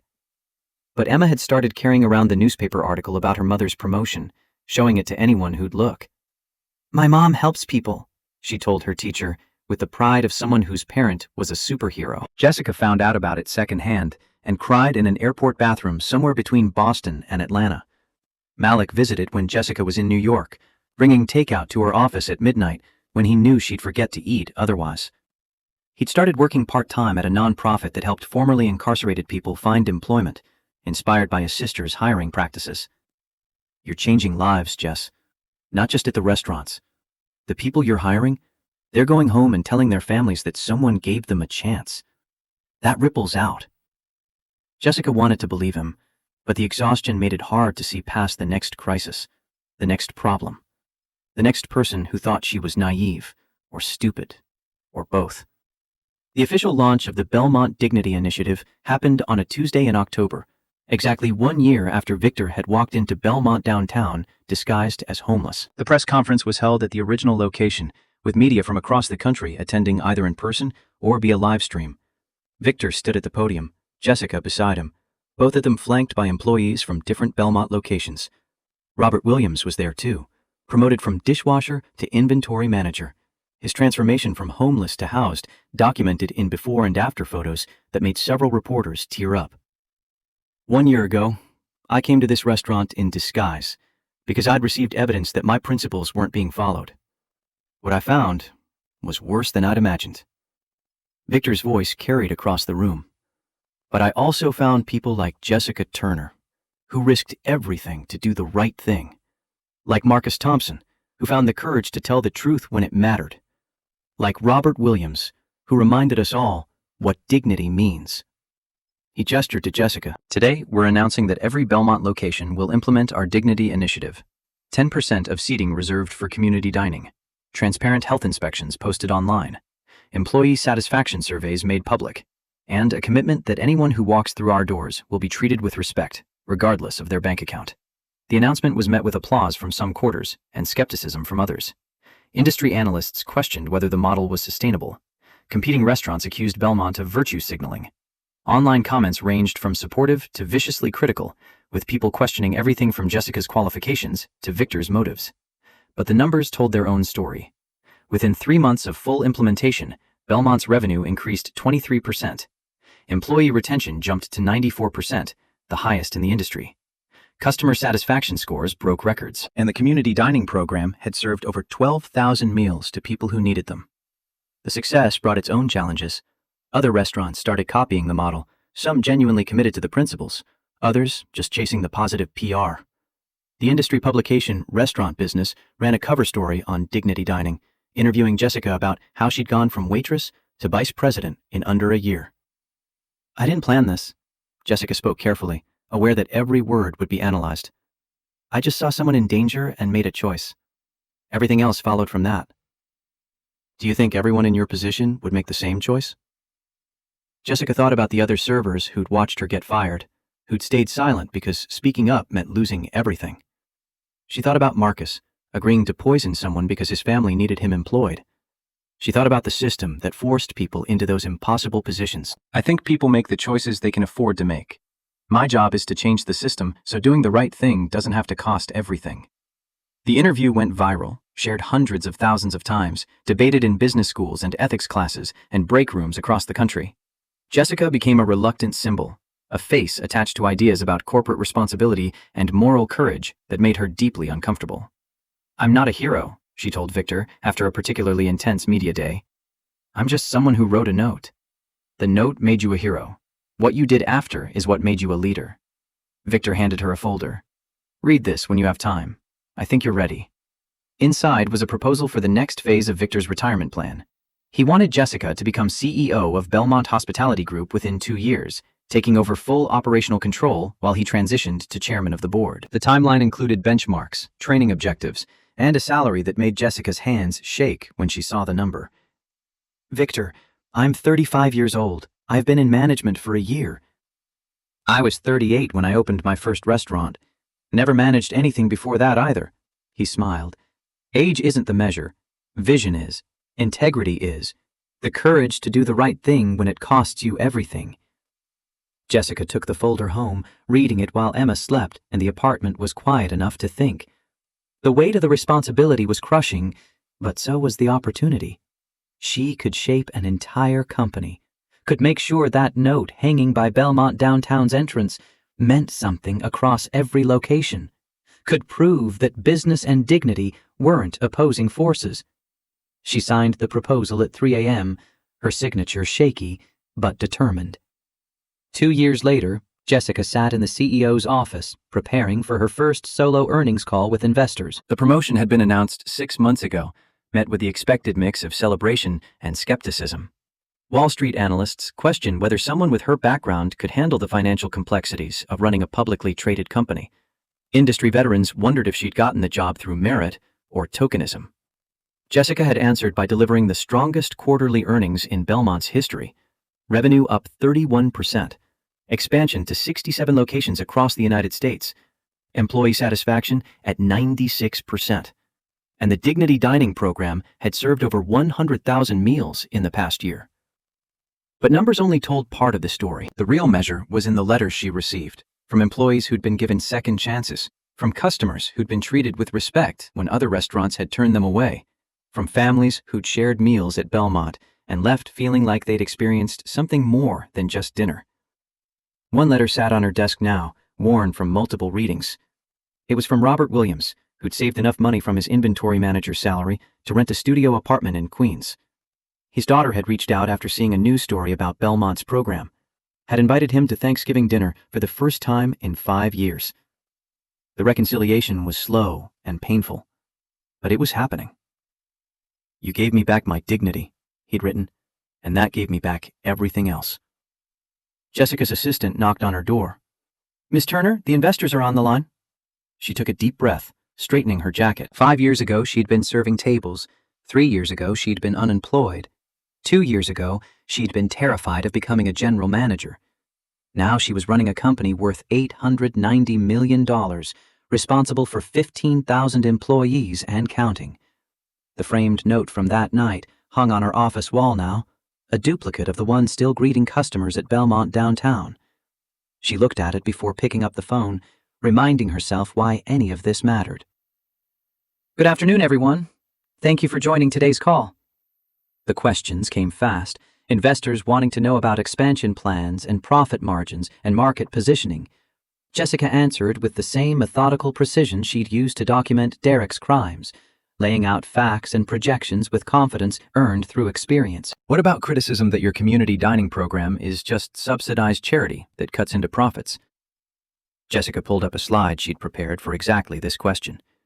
"Community dining represents 10% of our seating, but drives 17% of our positive media coverage and 23% of our social media engagement. The lifetime value of customers who discover us through the program exceeds traditional customer acquisition by 32%. Dignity isn't charity. It's smart business." An hour later, the call ended with analyst ratings upgraded and stock prices climbing. Jessica leaned back in her chair, exhausted but satisfied. Margaret appeared in her doorway with congratulations and a reminder about the Harvard Business School lecture Jessica was supposed to give next week. "They want you to talk about your journey from waitress to CEO. Make it inspiring, but practical." Jessica laughed. "My journey was writing a note and then trying not to drown for 5 years straight." "That's more inspiring than you think." Margaret sat down, her expression shifting from professional to personal. "Victor wants to know if you're free for dinner Friday. He has something to discuss." Friday dinner turned out to be at Belmont downtown, sitting at table 14 where everything had started. The table had a permanent brass plaque now, identifying it as The Test, where one waitress changed everything. Tourists asked to sit there, took photos with it, treated it like a historical landmark. Victor arrived looking older than Jessica remembered, the stress of recent health issues visible in the lines around his eyes. He'd had a minor heart attack 3 months ago, enough to scare him into actually following his doctor's advice about reducing stress. "I'm retiring. Officially. Completely. Actually retiring." He said it without preamble, the decision clearly already made. "Chairman of the board only. No operational involvement. You're ready. More than ready." Jessica had known this was coming, but hearing it still felt like the ground shifting. "When?" 6 months. Gives us time for transition, for you to build your own executive team, for me to finish some personal projects." He smiled. "I'm 64 years old, Jessica. I've been working since I was 15. I'd like to know what retirement feels like before I'm too old to enjoy it." "What will you do?" "Travel, write, maybe teach at business schools about ethical leadership." He looked around the restaurant, at the warm lighting and comfortable seating, and the open kitchen where Marcus was creating dishes that honored his grandmother's memory. "I built this company to prove something. You've already proven it. Now I want to see what you build next." They talked for hours about succession planning and board dynamics and the thousand details that went into transferring power. But mostly, they talked about the choices that had led them here, about the note and the poisoned steak and the moment when Jessica had decided that losing her job was better than losing herself. "Do you ever regret it?" Victor asked. "The note, I mean. Everything that followed was hard. Your daughter barely saw you for years. You sacrificed normal for this." Jessica thought about Emma, now 13, who volunteered at Belmont's community dining program every Sunday and wanted to study social work because she'd seen how her mother helped people. She thought about Malik, working as a civil rights attorney, defending the kinds of people who'd been written off by everyone else. She thought about the 15,000 employees across 67 locations who had health insurance and fair wages and managers who couldn't threaten them into poisoning customers. "I regret the time I missed with Emma. I regret that my mother didn't live to see what came from her advice. I regret that it took Derek trying to poison you for me to understand what courage really costs." She paused. "But no, I don't regret the note, because everything good in my life came from that choice." Victor nodded slowly. "That's what makes you the right person for this job. You understand that leadership is just making that choice over and over every day, even when it costs you." The retirement announcement happened at the annual shareholders meeting, Victor standing at the podium with Jessica beside him, both of them aware of the symbolic weight of the moment. A 64-year-old white man who'd built an empire, handing control to a 37-year-old black woman who'd started as his employee. The optics were almost too perfect, which made some people suspicious and others celebratory. "Jessica Turner represents everything Belmont stands for," Victor's voice carried across the conference room. "Not because of where she came from, though her journey is remarkable, because of what she chose to do when choosing right meant losing everything.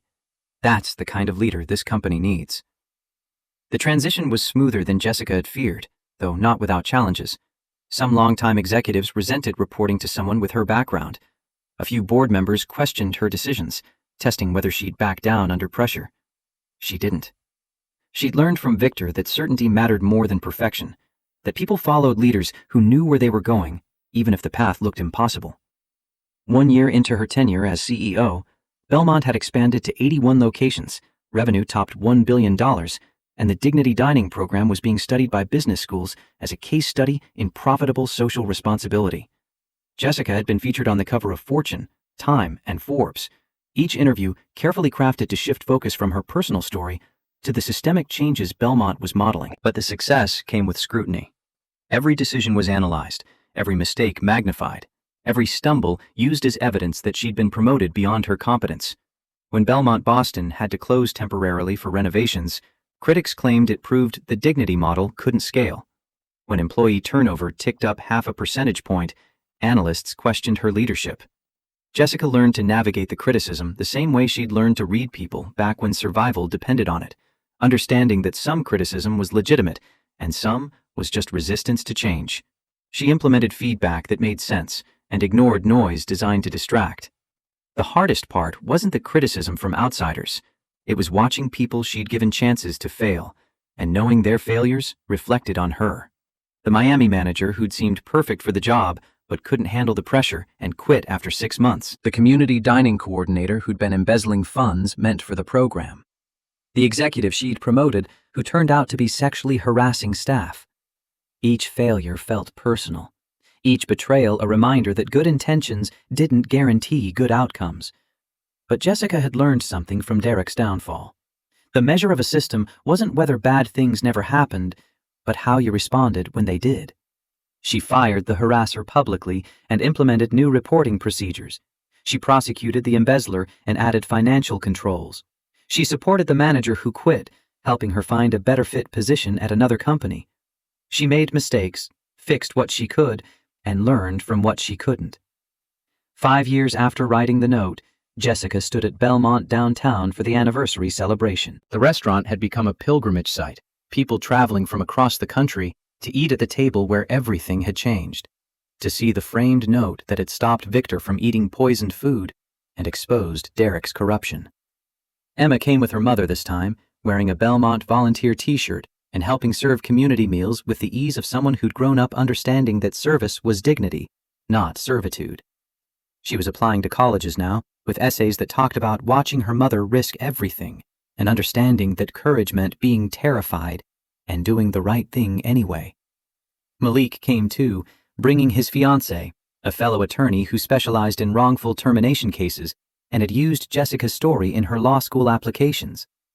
Robert Williams was there, now assistant general manager, his relationship with his children still fragile but real, built on slow trust and the foundation of second chances. Marcus had opened his own restaurant the year before, a place called Grandmother's Table that served elevated soul food and employed people coming out of prison or addiction programs. He'd won a James Beard Award, his acceptance speech thanking Victor for the second chance, and Jessica for showing him what courage looked like. Victor arrived looking healthier than he had in years, retirement suiting him in ways that business never had. He published a memoir about building Belmont, with an entire chapter dedicated to the night he'd almost been poisoned and the note that had saved him. All proceeds went to homeless services. The celebration was simple, just staff and friends and the people who'd been part of the journey. No media, no speeches, just shared meals and memories of how everything had changed because one person had chosen to write a warning on a torn piece of paper. As the evening wound down, Jessica found herself standing by the framed note, reading words she'd written in terror and desperation 5 years ago. The paper had faded slightly despite the preservation glass, the ink not quite as dark as it had been, but the message remained clear. "You still think about it?" Victor joined her, both of them reflected in the glass beside the note. "Every day. Sometimes I wonder what would have happened if I'd stayed silent. If I'd let you eat that steak.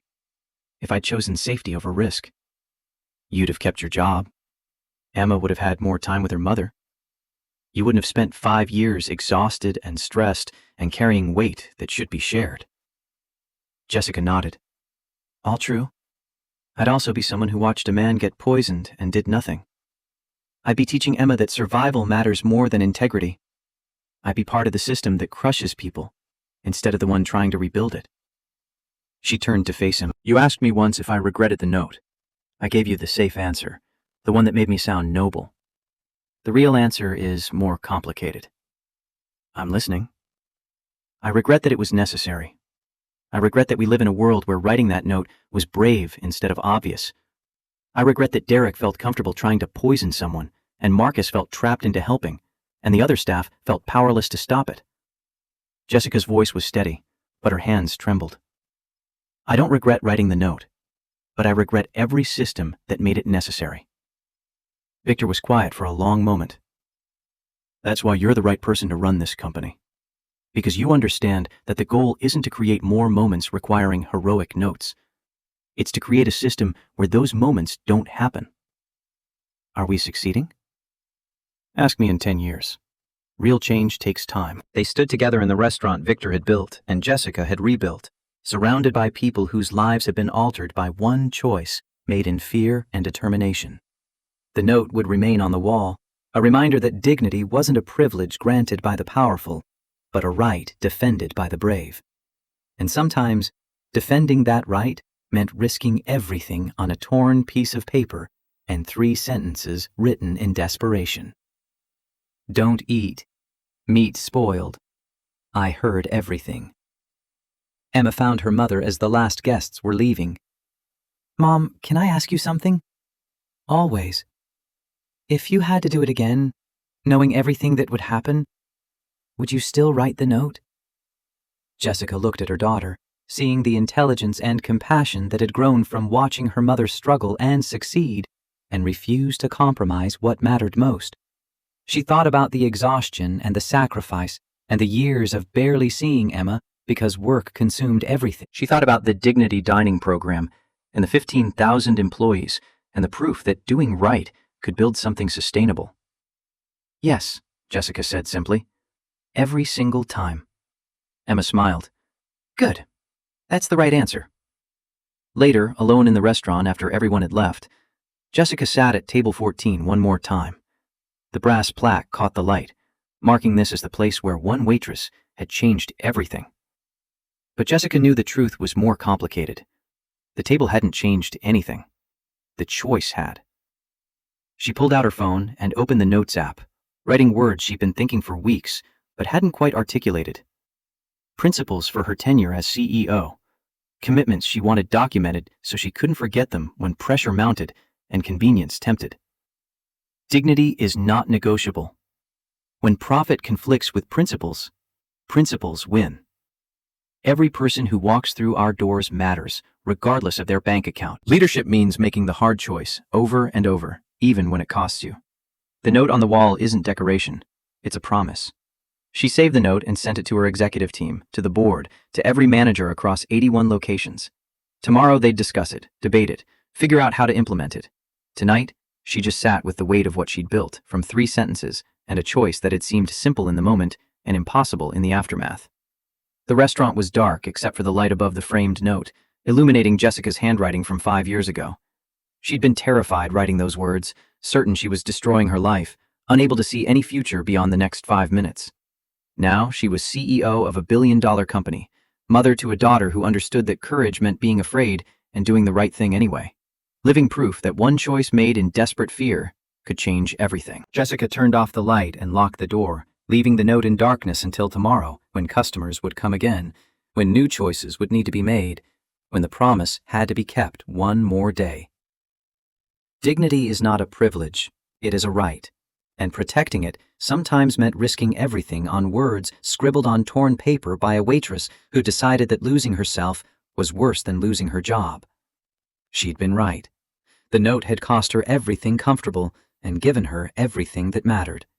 And she'd make that trade every single day for the rest of her life.